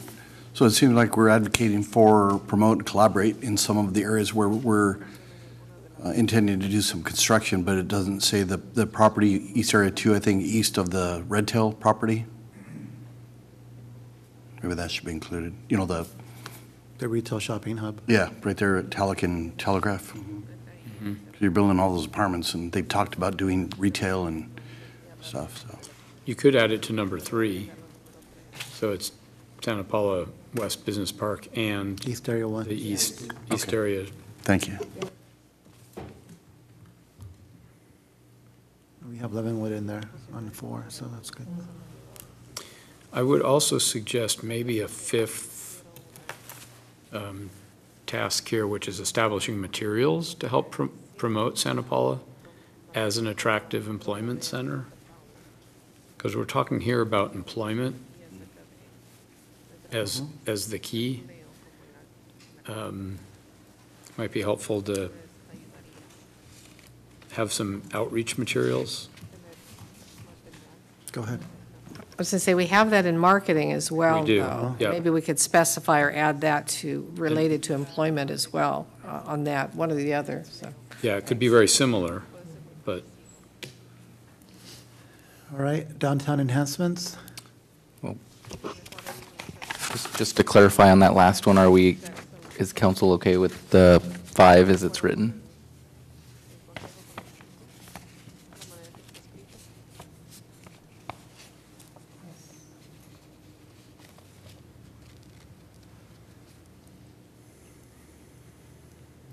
Specific to job creation, Santa Paula as an employment hub. I can say one thing that I remember about that, and that was that what was brought up was the fact that we have a diversity of employment that we're going to want to attract, or businesses we're going to attract, understand what their needs are and have materials that can address those needs. You know, basically, what's the value proposition for your industry in Santa Paula? That's what I remember. Can reword that a little bit? Job creation and then employment hub, it seems to. Okay. I can work offline with Mr. Mason and fine tune that. I'll make note of that. Thank you. Downtown enhancements.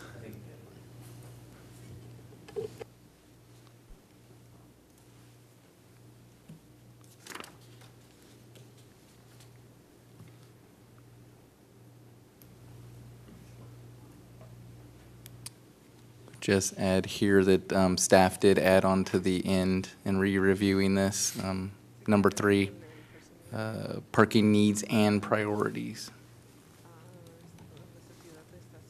and opportunity. Yes, and opportunity. Thank you. Yep. I'll just say that in this section, I didn't find as many things, since we spent a lot of time wordsmithing these when we had our other meetings, that 3 days. I don't have a ton for this section. All right, marketing, going back to the marketing piece. Work with partners to invest in the marketing of Santa Paula collectively to promote Santa Paula to increase economic vitality.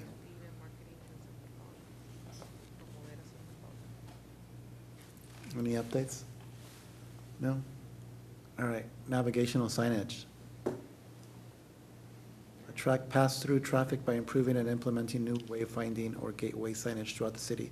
and SR 126 to promote business and tourist opportunities. We're good? All right.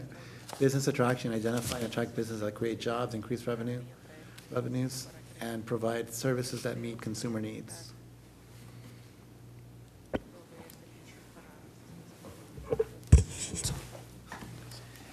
Reduce retail vacancy within commercial corridors, implement options for addressing empty storefronts.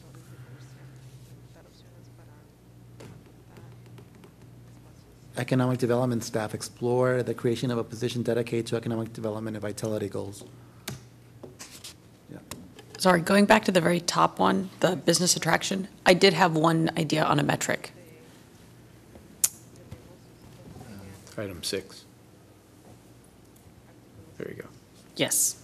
I wondered about number of jobs created, since we've now mixed metrics with tasks.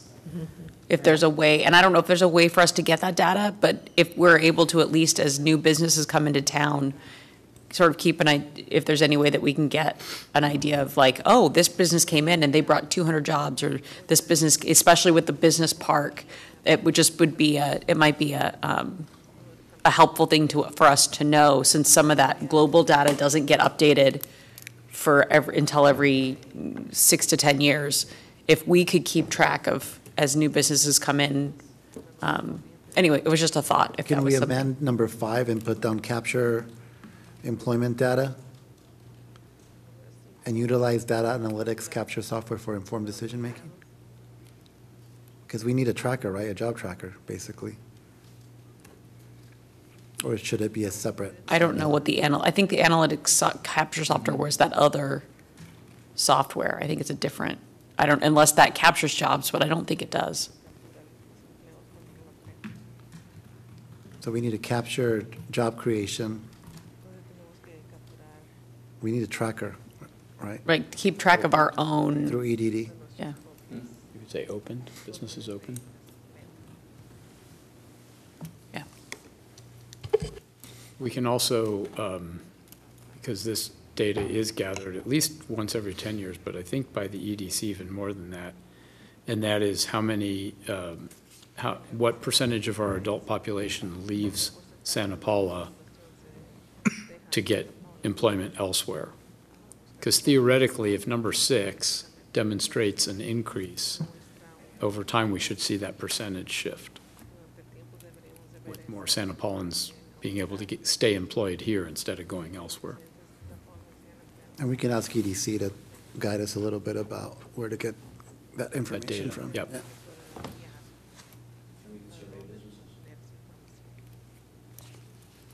All right. Okay. The navigational signage, I noticed it's not funded, and the number changed from 100 to 200 annually. Mm-hmm. So I just wanted to just ask about that. Do we anticipate any type of funding for that? Or Just to note the shift, we did get the numbers from Hunt, and we asked them to give us kind of preliminary, before we would move forward with anything, we would do an RFP or RFQ for that, and obviously take bids. But they kind of gave us based on their best knowledge. They gave us an implementation plan based on what it would cost to do those elements. Okay. And the total is around $750,000. So we've created a CIP for implementation, which will be part of your budget document. But as you've noted, it's currently unfunded. Our hope is to at least carve out maybe about $100,000 so we can get started in this coming year. Okay. I just don't know quite yet if that's something we can achieve. But when we come to the council with the budget, we will certainly highlight aspects of your strategic plan which aren't funded in the event council wants to reprioritize or give us further direction. Perfect. All right, and that'll probably be hand in hand with parking improvements as well. We're directing people to parking. We want it to be decent parking, things like that. So it'll be part of a plan, I assume, but okay, that's enough for now. Thank you. Permitting? Mr. Mayor, just wanted to make note on number 8. Staff did go in and clarify on point number 3, number 8, and just added as recommended by Citygate, the Citygate study.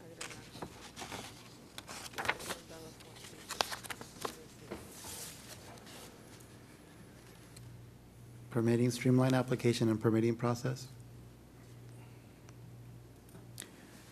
We do now have fiscal information on that, and it is in the budget request. Some of it, that larger money in year one, is the purchase and implementation, and then there's an annual subscription of roughly $20,000 a year. Jonathan, where did you say as recommended by Citygate? Where were you adding that on That was item number 8? Number 8, right here. Okay, As recommended. so speaking of Citygate, on item number 9 for permitting, the metrics that we have over on the right are more related to the streamlined application process. And so I was wondering, I believe that Mr. Mason had put together some of the recommendations from Citygate for streamlining. And so I was wondering if maybe we needed to have an item under the tasks to actually look at which one of those might be best suited for helping us to actually do the streamlining piece from that Citygate study. So that would be at the end So of like is permitting. a step 1? Down on the bottom, somewhere in there, because the 1 and 2 are more related to the implementation, the permitting part, but not so much the streamlining part. And so I know that we'd had this Citygate study that had given us some more specific streamlining suggestions. And so it would be nice if we could look to see if there's some of those that we could implement as part of this. So I guess to clarify, it's differentiating the software systems, well, clarifying software systems and actual processes. Yes, because I think the software will help with parts of that.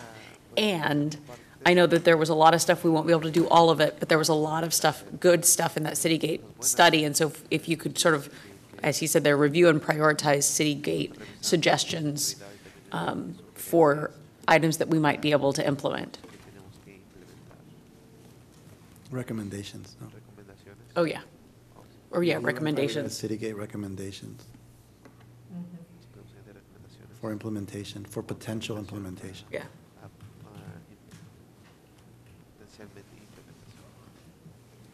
And you can take out the word suggestions. Right. I guess suggestions and for.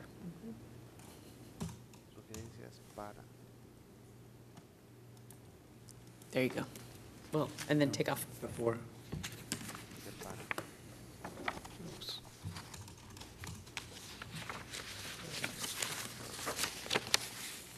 Okay. Now we're jumping to the next section, which is Public Works. C1? Streets, sidewalks, and storm drains.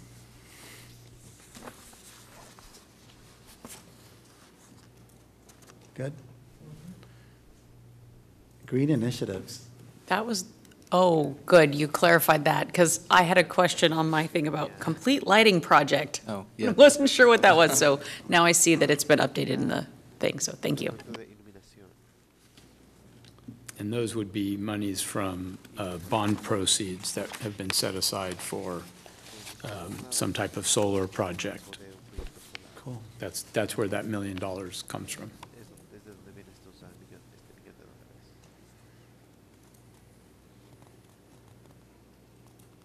Downtown parking lot experience. Improve and maintain lighting, safety measures, and public and parking lots within the downtown, keeping in mind historical aesthetics.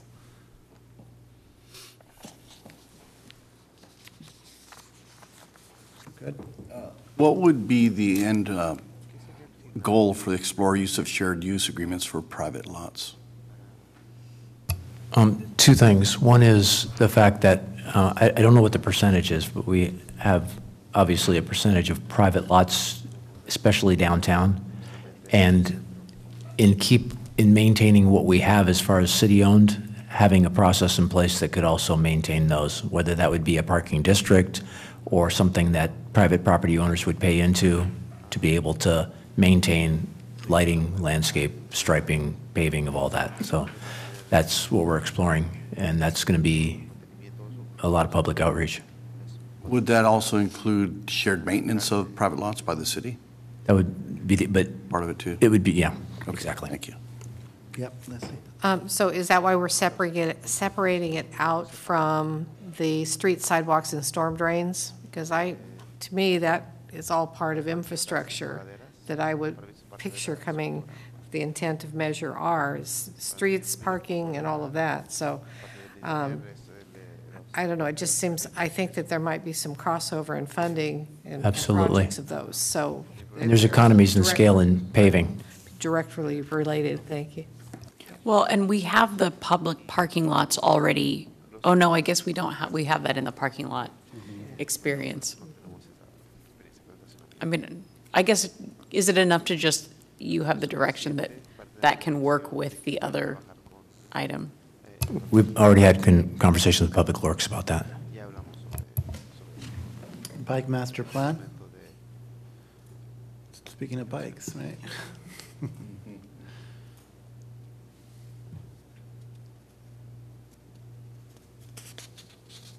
Rail corridor beautification and improvements?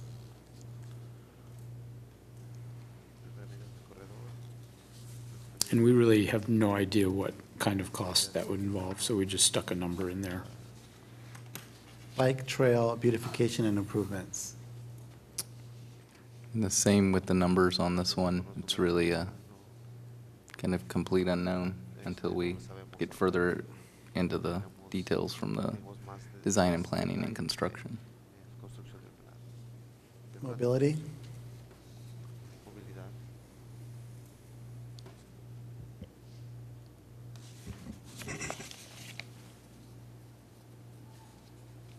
Public restrooms. I would just note, most of the money there is, I think, to review and kind of design any type of improvements that our own crew could do, so that $8,000 per year is not comprehensive. It's to help us to identify what the needs might be and whether there are things that we can do internally or they involve more farming out. So T Park, is that already something that that's not part of this, right? Correct. We've already Yeah. allocated funds for that. Right. We bids closed on that 2 weeks ago. Cool. That's prefabricated. Unfortunately, the bids were much higher than I we figured. Everything is, right. wanted, so. All right. I'm going to ask my council members, can we take a 2-minute recess? All right, we'll reconvene in 2 minutes.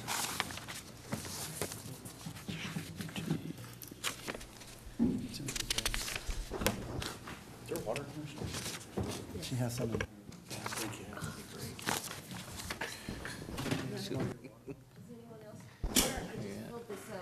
You know, Jonathan, it dawned on me that, Do you want one? the two Yeah. goals, so we're down to 6, and Yeah. that seemed like an accomplishment. And when you look at this section.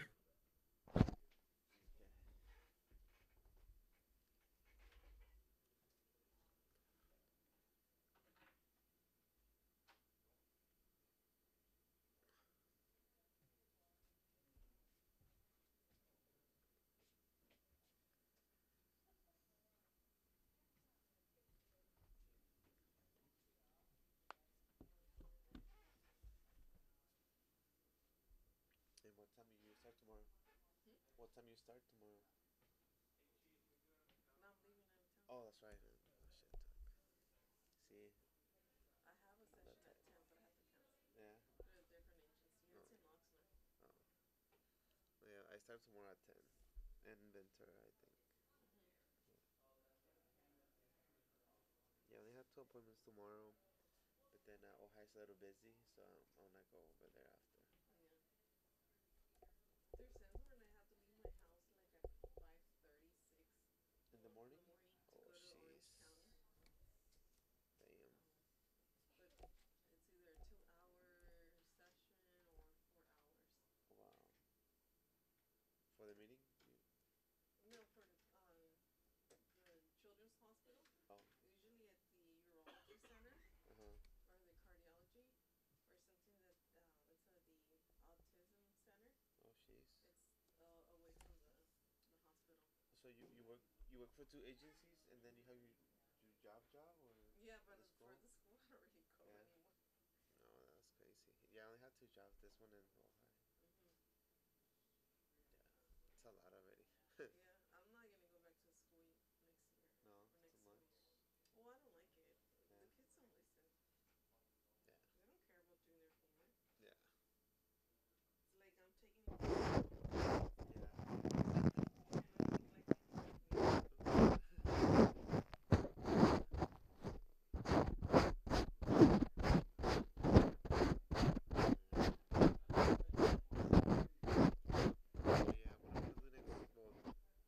It's just because the wedding, I mean, it was just, we would put a lot of time into it and money and everything. And when I'm done, I'm trying to get my certificate.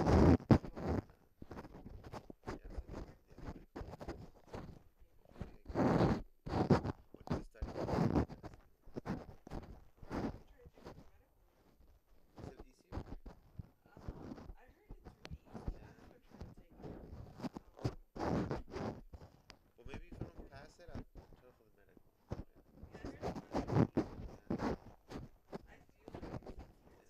No, yeah. Because I know, because for the, well, when I did the school for the court one, yeah, they have a lot of principles too.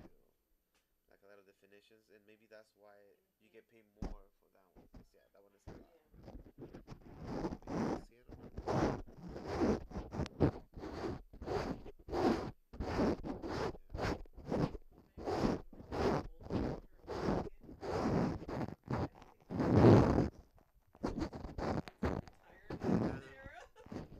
Because I do wanna work at the courthouse, just to have something more stable, and not to go like appointments and go here and there and this and that.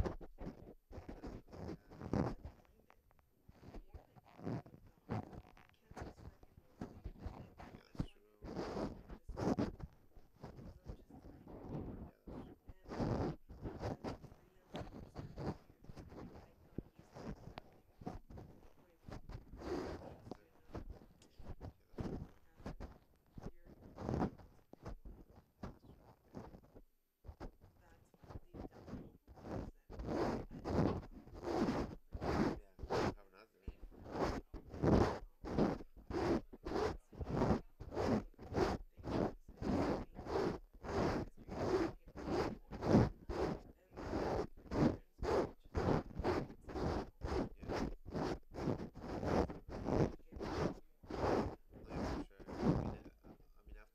The goal, my other goal, I guess, is to go work at an immigration office.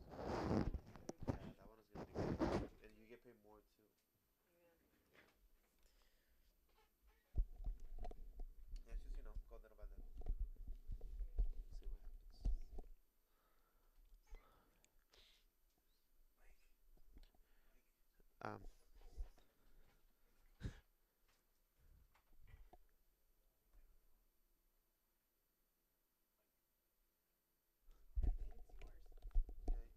Something off.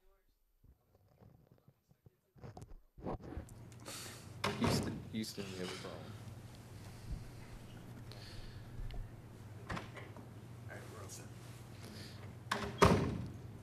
Youth facilities. Facultades. Anything? Smoking.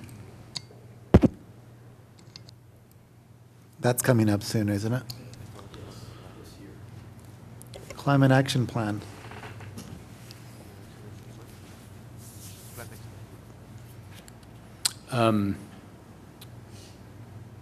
That is funded. You can put that green.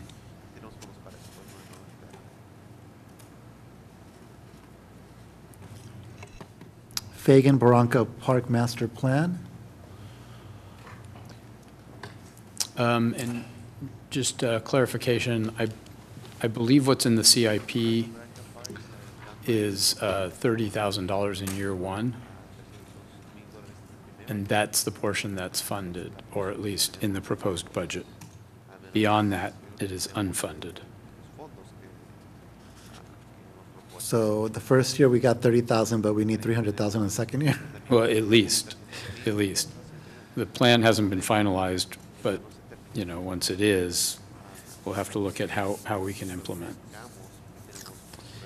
Code enforcement.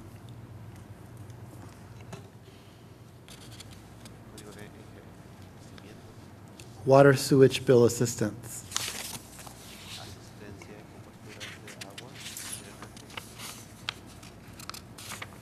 Senior master plan.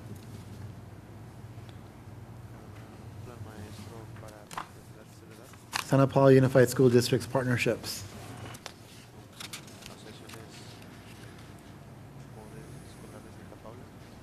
Pickleball courts.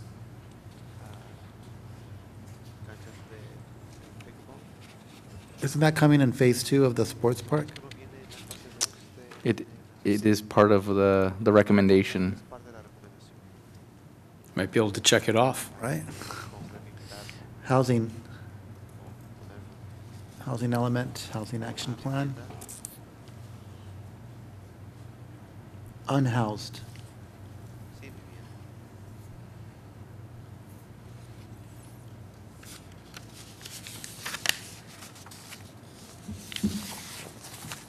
Rent stabilization.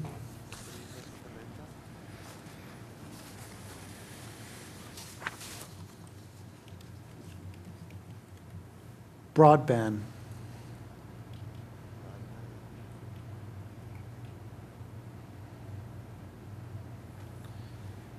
Community dog park. This is another area where before we get too far into it, I think we need to have a workshop.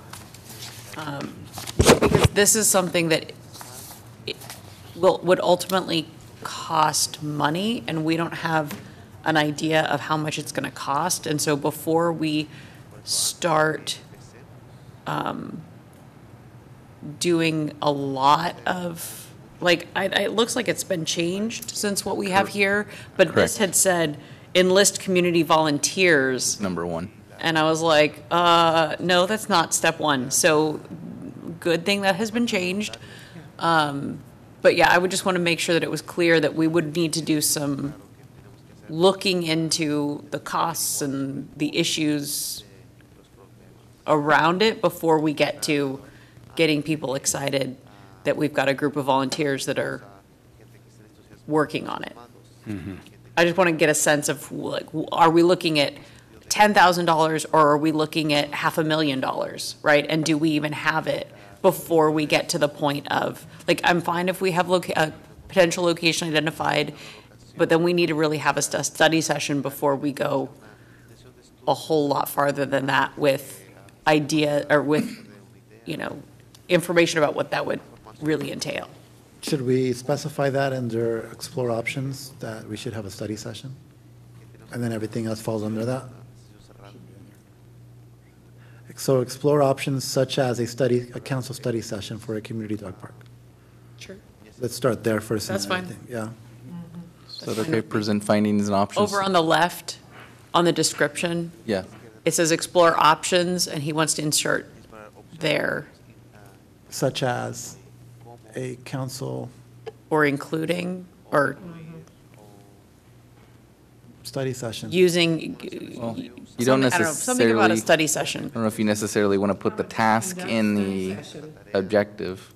You can put it in the tasks then instead, as, Because in order to complete the objective, that's one of the tasks, is number 3, present findings and options to the Parks and Recreation Commission and a study session with City Council. Well, I think you should start first with the study session.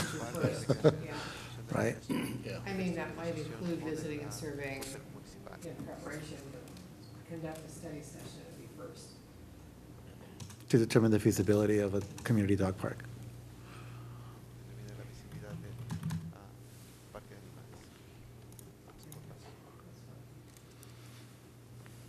Does that work? Public safety and emergency preparedness, cameras.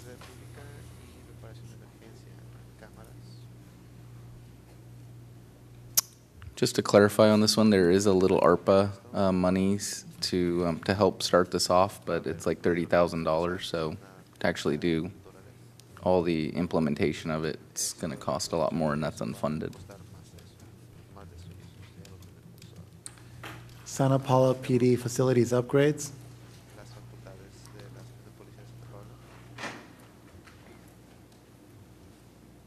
How come that's in green? Can change it to yellow. Somebody wrote a check? I believe this is one of those. I believe this is one of those. Isn't the 60,000 included, but not the 1.4? Yeah, I think there's actually as much as maybe a couple 100,000 left from phase one. I don't know if that's still the case, Chief, if you know, but either way, we don't have anywhere near the money for phase two, much less phase Are we three. still able to use ARPA funds? Have they not expired yet, or what's? Well, we swapped them. Okay. Oh, So they're safe. yeah, okay. That's, But the point being, you know, as we finish out phase one, we don't have the funding for phase two. So I think it'd be better to leave it yellow. Santa Paula PD community engagement.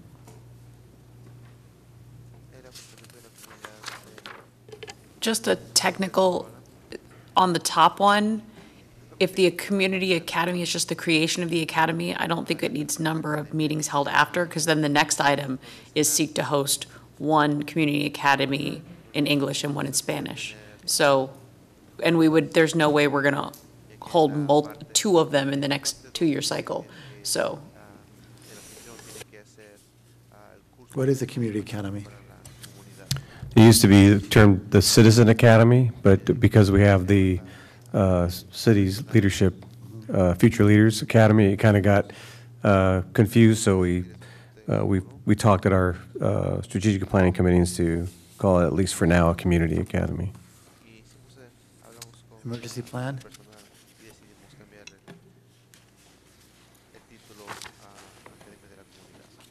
Emergency communications?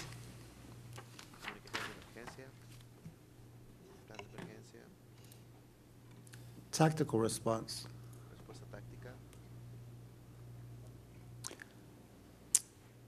Staff just wanted to point out I did clarify with the chief. We added on to the end of that objective tactical response program within the department. So it wouldn't be some type of completely separate program. Emergency response.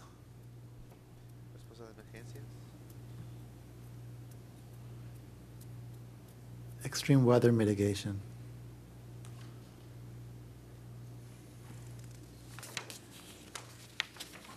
All right. Jumping down to operational excellence. Municipal code. Just in the works. Staff investment. Develop efforts related to employer retention, engagement, and career development. Is it 20,000 for a consultant? Correct. That would be for the survey portion, number 3. And this is, again, even though it's highlighted in green, this is one of those that will be presented to you in the budget for your consideration.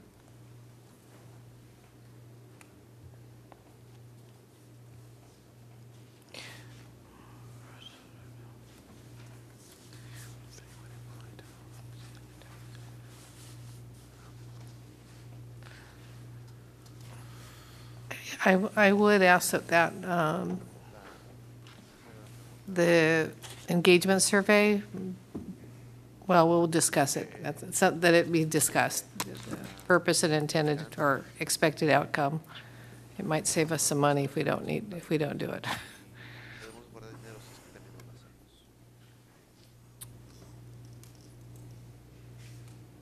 Reduce reliance on outside consulting. Ding, ding. Walked into that one. Without the ironic category, Artificial intelligence? Yeah.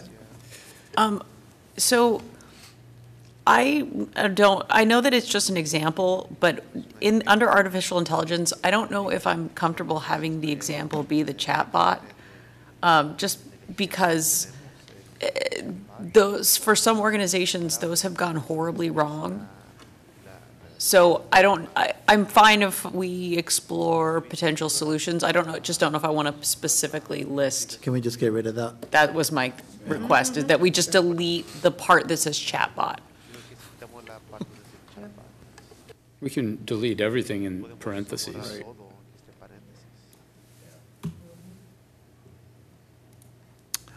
Is this the end? Staffing, return to council with strategic staffing plan based on the city's projected growth. Yeah. I have a general question, because staff is all over the place. It's asking a lot of staff. So I would ask staff to seriously discuss if these are doable at all, or if things need to go to parking lot. Because it would be helpful to know if this is routine staff, what normally is done, versus it's an extra burden to work on this. And I'm concerned about, because it's still, we've scaled back, but it's quite the laundry list of things we want to achieve. So if there are some that just seem to be really onerous to staff versus where work could be productively done elsewhere, I would appreciate some input on that when it comes to budget time as well. Everything here is worthy and valid of pursuit. I just don't know if we have the staff to do it all, staff time to do it all. So some input on priorities or abilities of staff to do these would be really helpful input. I appreciate that, and especially if some of these items are unfunded. Correct. And we aren't able in the budget to fund them, then should they be in the parking lot? Right. Well, two things. One is along those lines, I'd rather have a couple of less items with things in the parking lot in case, I don't know, a grant came along or something that we could point to as like, oh, this is something we had aspirationally wanted to do, and really focus on accomplishing, 5 things as opposed to half doing 7 and not finishing things. So that was point 1. And point 2 is just a general organizational comment. I'm going to look at the actual names of the categories. So items B, C, and E, which were economic development, infrastructure, and public safety, I shortened those. But those are our categories. I guess it's public safety and emergency preparedness. But I feel like those 3 should be the first 3, since it's not in any kind of alphabetical order or any other order at this point. I would rather see us prioritize those 3 in terms of the things the public comes to first in the plan as it flows. So that was just one request, if no one has an objection, that if we could just reorganize those sections. So to clarify and confirm again, consensus among the council, what would you like the order to look like? And then I'll jot those down. So what I heard is the infrastructure, the economic development, and the public safety being the top 3 in any order, and the others being below that. And then under each of these columns or sections, I'd like to see that we prioritize the things that are funded that we can actually get done in the first year. And then That might be everything another else. way to get at Councilwoman Cornejo's point. Yeah.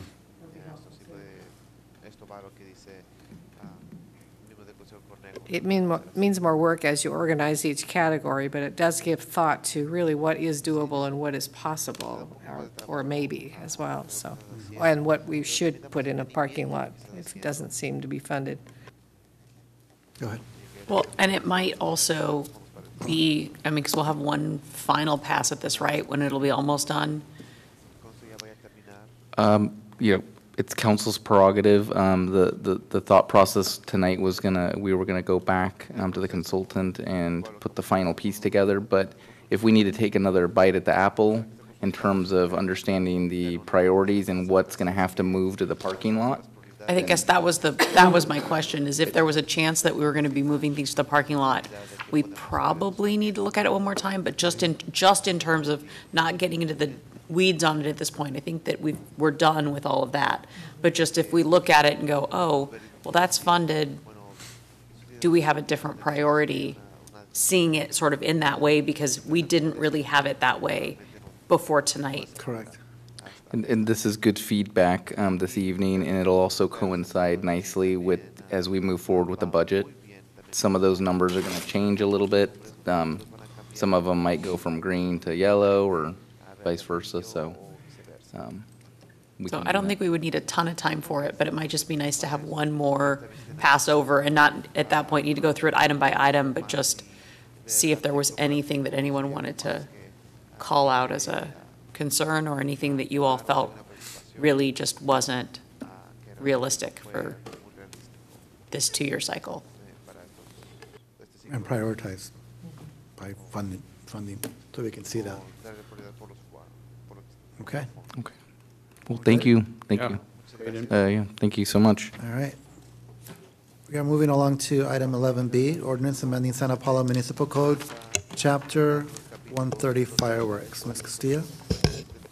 Yes, thank you, Mayor, Council. This is an ordinance to amend Santa Paula's current fireworks ordinance, and tonight our police chief, Don Aguilar, is going to provide a PowerPoint and report.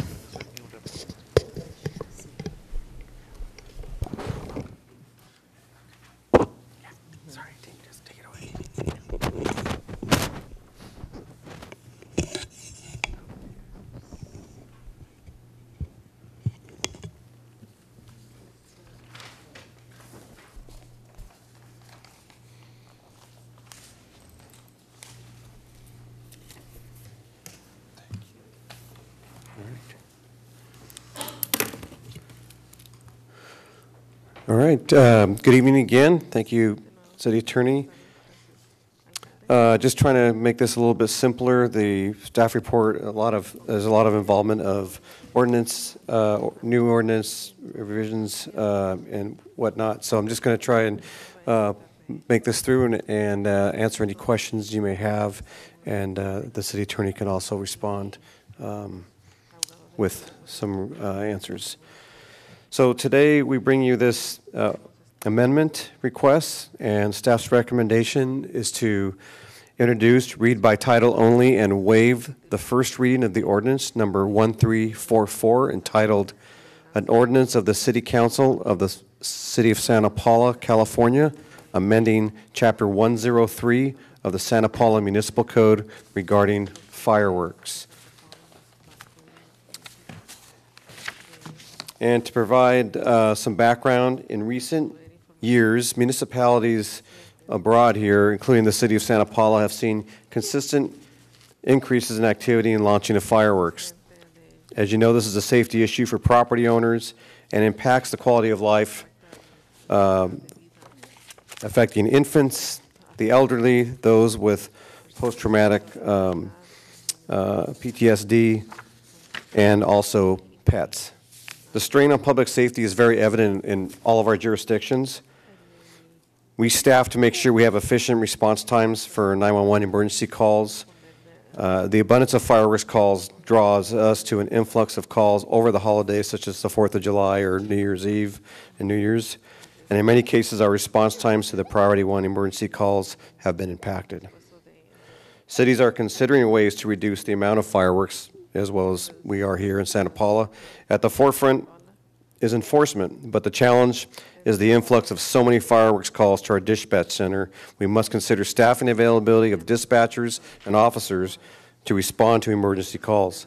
This amendment may not be the only answer on imposing deterrence, but it will provide some significant consequences in the way of fines for those who violate or re-violate our fireworks chapter in our municipal code.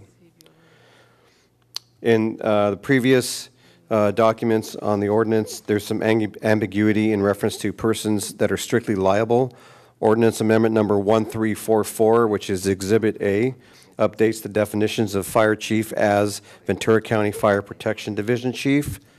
A tenant is defined as a person who has a right to use, possess, or occupy a unit or space under a lease, rental agreement, or contract. And a minor is now defined as a person under 18 years of age.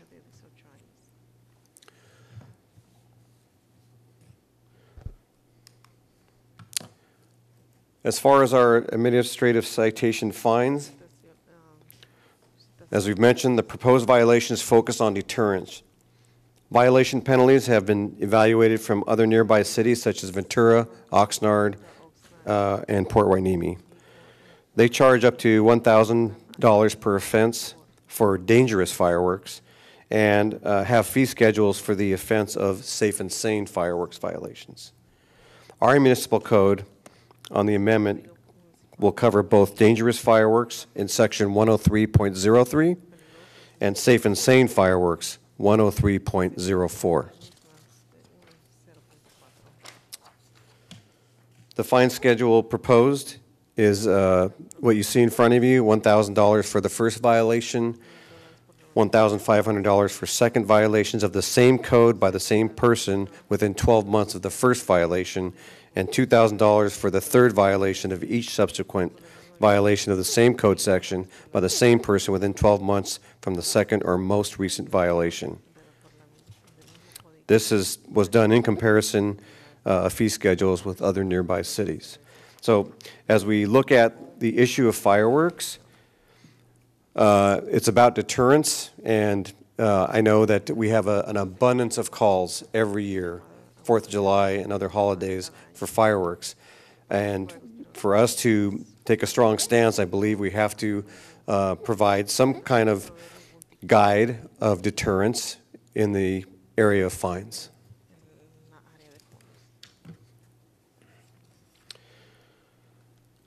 So when we looked at raising the administrative citation fines, they're going to be helpful in a deterrence. And we also can look to the city's lien procedure, which is the Municipal Code 14.25 to 14.39, and our fireworks violation ordinance nuisance. So in short, a lien may be recorded for reasonable costs incurred from response to discharge of fireworks. It's kind of similar to restitution on a criminal act that is asked for in court. So in this particular instance, it's a lien that we can request, and it permits the city to change or to charge violators a reasonable amount which is sufficient to cover the cost of transporting, storing, handling, and disposing of seized fireworks.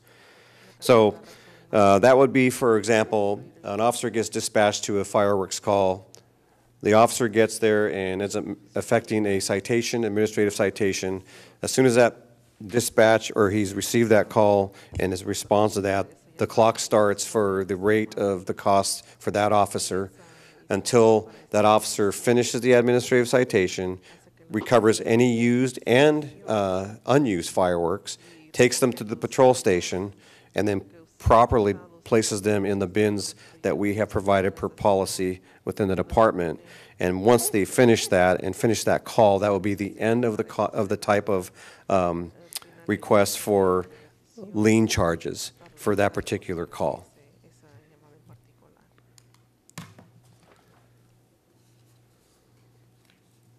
So the options before you today, in addition to staff's recommendations, the City Council may direct staff to modify proposed ordinance number 1344, decline to move forward with the adoption of the proposed ordinance at this time, or offer any other approaches to curtailing the legal discharge of fireworks.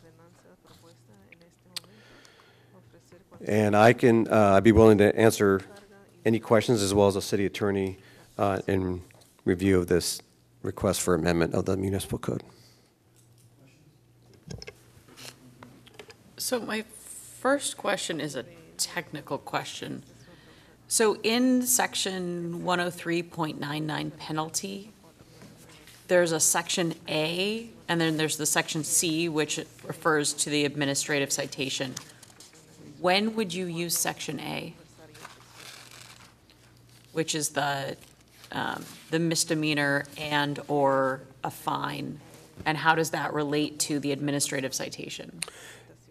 The city attorney can clarify for me, but the A section is for a criminal act, so that would be for if we were to file a case for a municipal code violation, we have to appear in Superior Court, which is really not an option for us. So that's why we would likely use B, because we have the administrative citation process, which we can address for fines. And if they don't pay the fines within the first 30 days or whatnot, then we go to the next part of that, which is the collections. So that process is a lot more streamlined for what we need to use it for, as opposed to A. Can we tie the amounts, the dollar amounts in A to the administrative citation schedule? I mean, not that we would ever probably use A, but I'm just wondering if those amounts, since those amounts reflect what our current administrative citations are, but we're proposing to increase them, if for some reason, I don't know, somebody set off a firework into someone else's house and burned down the house, that could become something that you would actually charge them with a crime as opposed to just an administrative citation. So, but I was just wondering if this $500 and $1,000, if we ended up increasing the administrative citations by resolution, can you tie those together, or is this just a completely separate thing? I think it's a completely separate thing, but I'll let the city attorney comment on that. Yeah, if I could add, and Chief, please correct me if I'm wrong, but if you look at paragraph G in the same section, penalty, all the remedies in this chapter are cumulative, and you can choose one of them, all of them, or a combination of them. Okay, so like you could do A plus C if it was really egregious. Correct. And then in addition to these violations, there are state codes that allow for felony charges and much steeper fines. And those are the common codes, such as the health and safety code for dangerous fireworks, or the reckless fire, setting a reckless fire, that's in the penal code. And then I have an aspirational question, but I didn't know if anyone else had a technical question.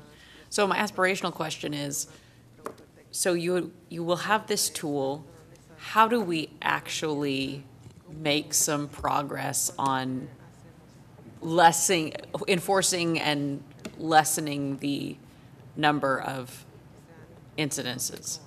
I mean, you hope that the increased teeth that we would have would help, but I'm just wondering how, until somebody knows someone who's gotten an administrative citation, that may not be as much of a deterrent. So I'm just trying to wonder, I'm just wondering if there's maybe other tools that you're working on, or if there's opportunities to staff up a little bit on key nights, or that's kind of what I'm wondering.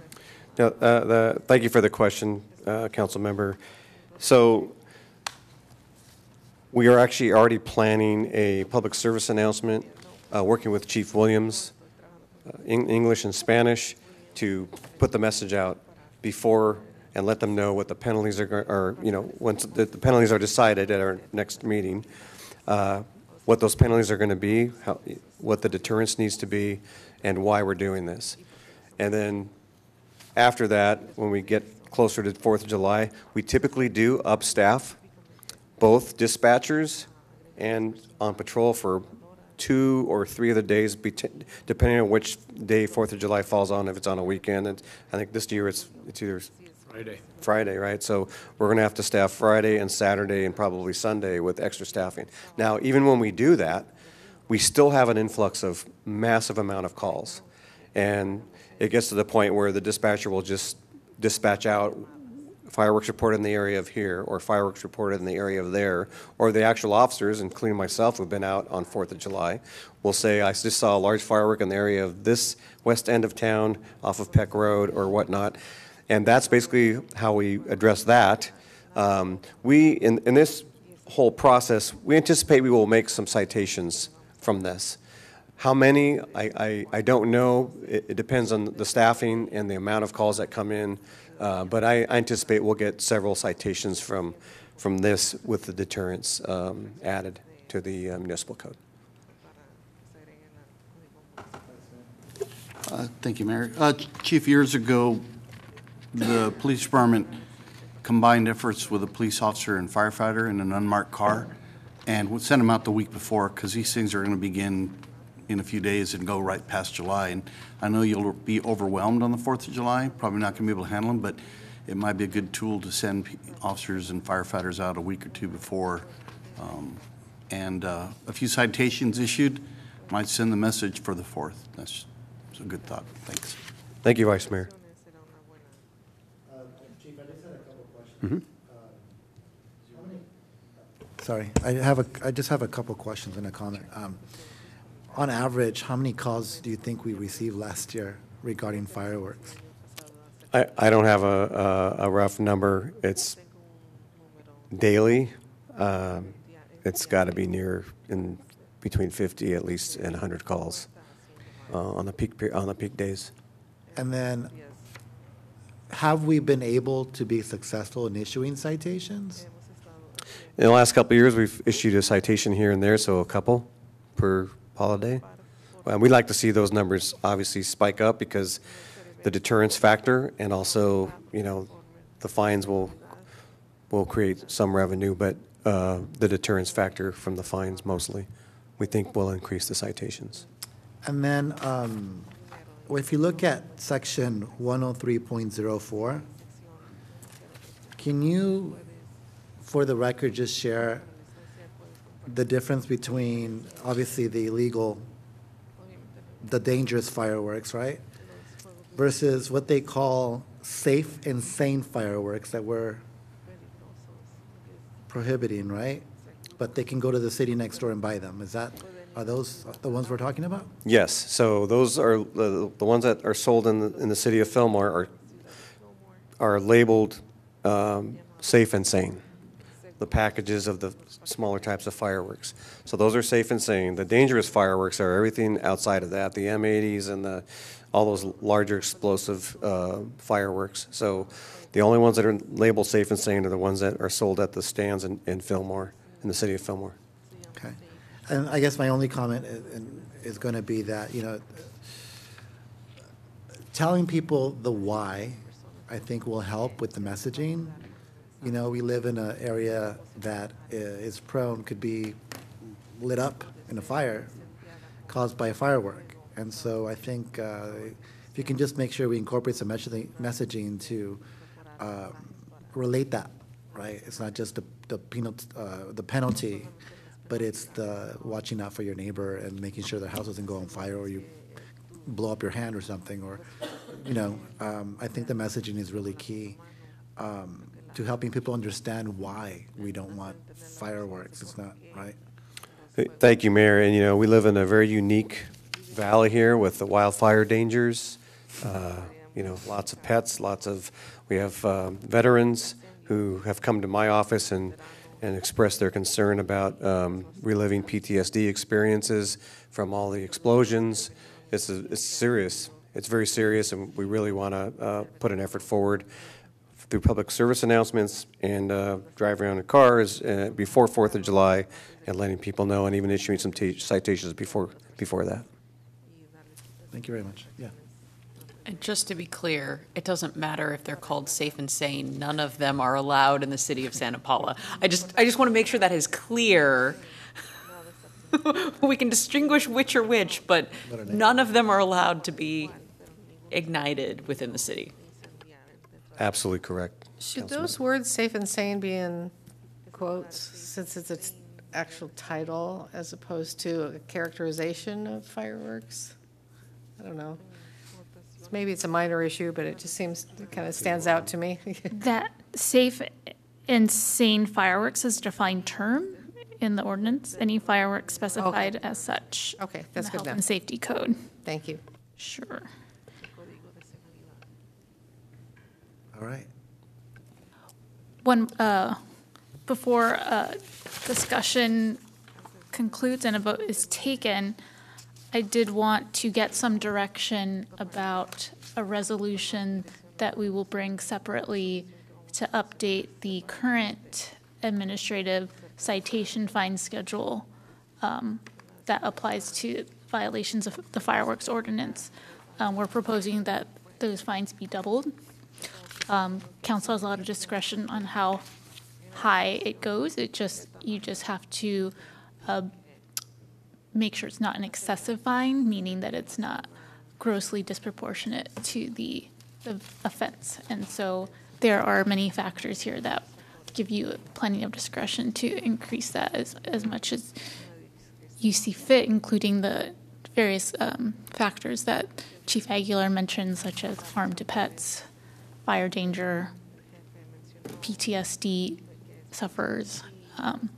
So if doubling the fine is sufficient, we will proceed to bring that resolution to you at the next meeting.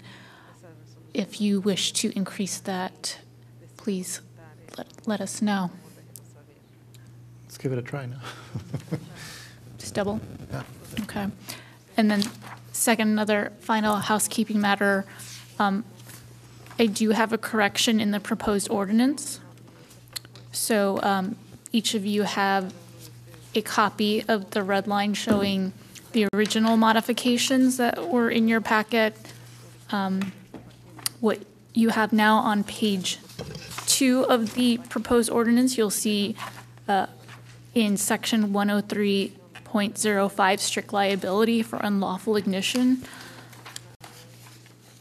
Paragraph B now has any property owner or person in control of property such as a tenant stricken, and now added in blue is any responsible person such as a tenant. That was added not realizing that any responsible person, which was the original existing language in this ordinance, has been defined in the definitions. So that is the only change that I ask that the vote be taken with the proposed amendment. That concludes our report. Thank you. Can I ask for clarification on that? Yes. So it said before property owner or a person in control, right? And the new one, you struck that, yeah, it doesn't include any mention of the property owner.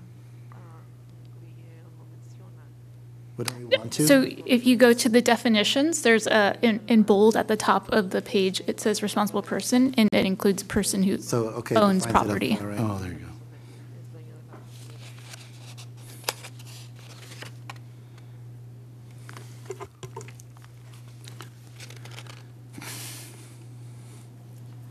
All right, do we have to do anything? Or? Yeah. It's an ordinance, so you do have to make a motion. Mayor, I will move to waive the first read of ordinance number 1344 entitled an ordinance of the City Council of the City of Santa Paula, California, amending Chapter 103 of the Santa Paula Municipal Code regarding fireworks and as amended. There's a motion. Is there a second? I'll second. All right, there's a second. All those in favor say aye. And then Unless just there's a comment. Yeah. Just one, and then if there's other things that we can do in addition to this for enforcement, and I know that there are some that have been floated, but they're not specifically agendized, so I don't necessarily want to bring them up, but if there's other things that you come up with that you can bring back as other additional tools, we would encourage you to continue to pursue additional ways that we can enforce this as well. That too. All right. All those in favor say aye. Aye. Aye. All right, motion carries. Moving on to the last item on the agenda, future agenda items. Mr. Mayor, members of the council, just wanted to point out that we'll be working to keep your next meeting on May 21st on the lighter side. We'll have 2 of our council members absent. Hopefully Councilwoman Ornelas able to come back So just wanted to point that out. Otherwise, nothing else to report. All right. Item number 13, adjourn this meeting. Thank you very much for watching. Take care. Good night.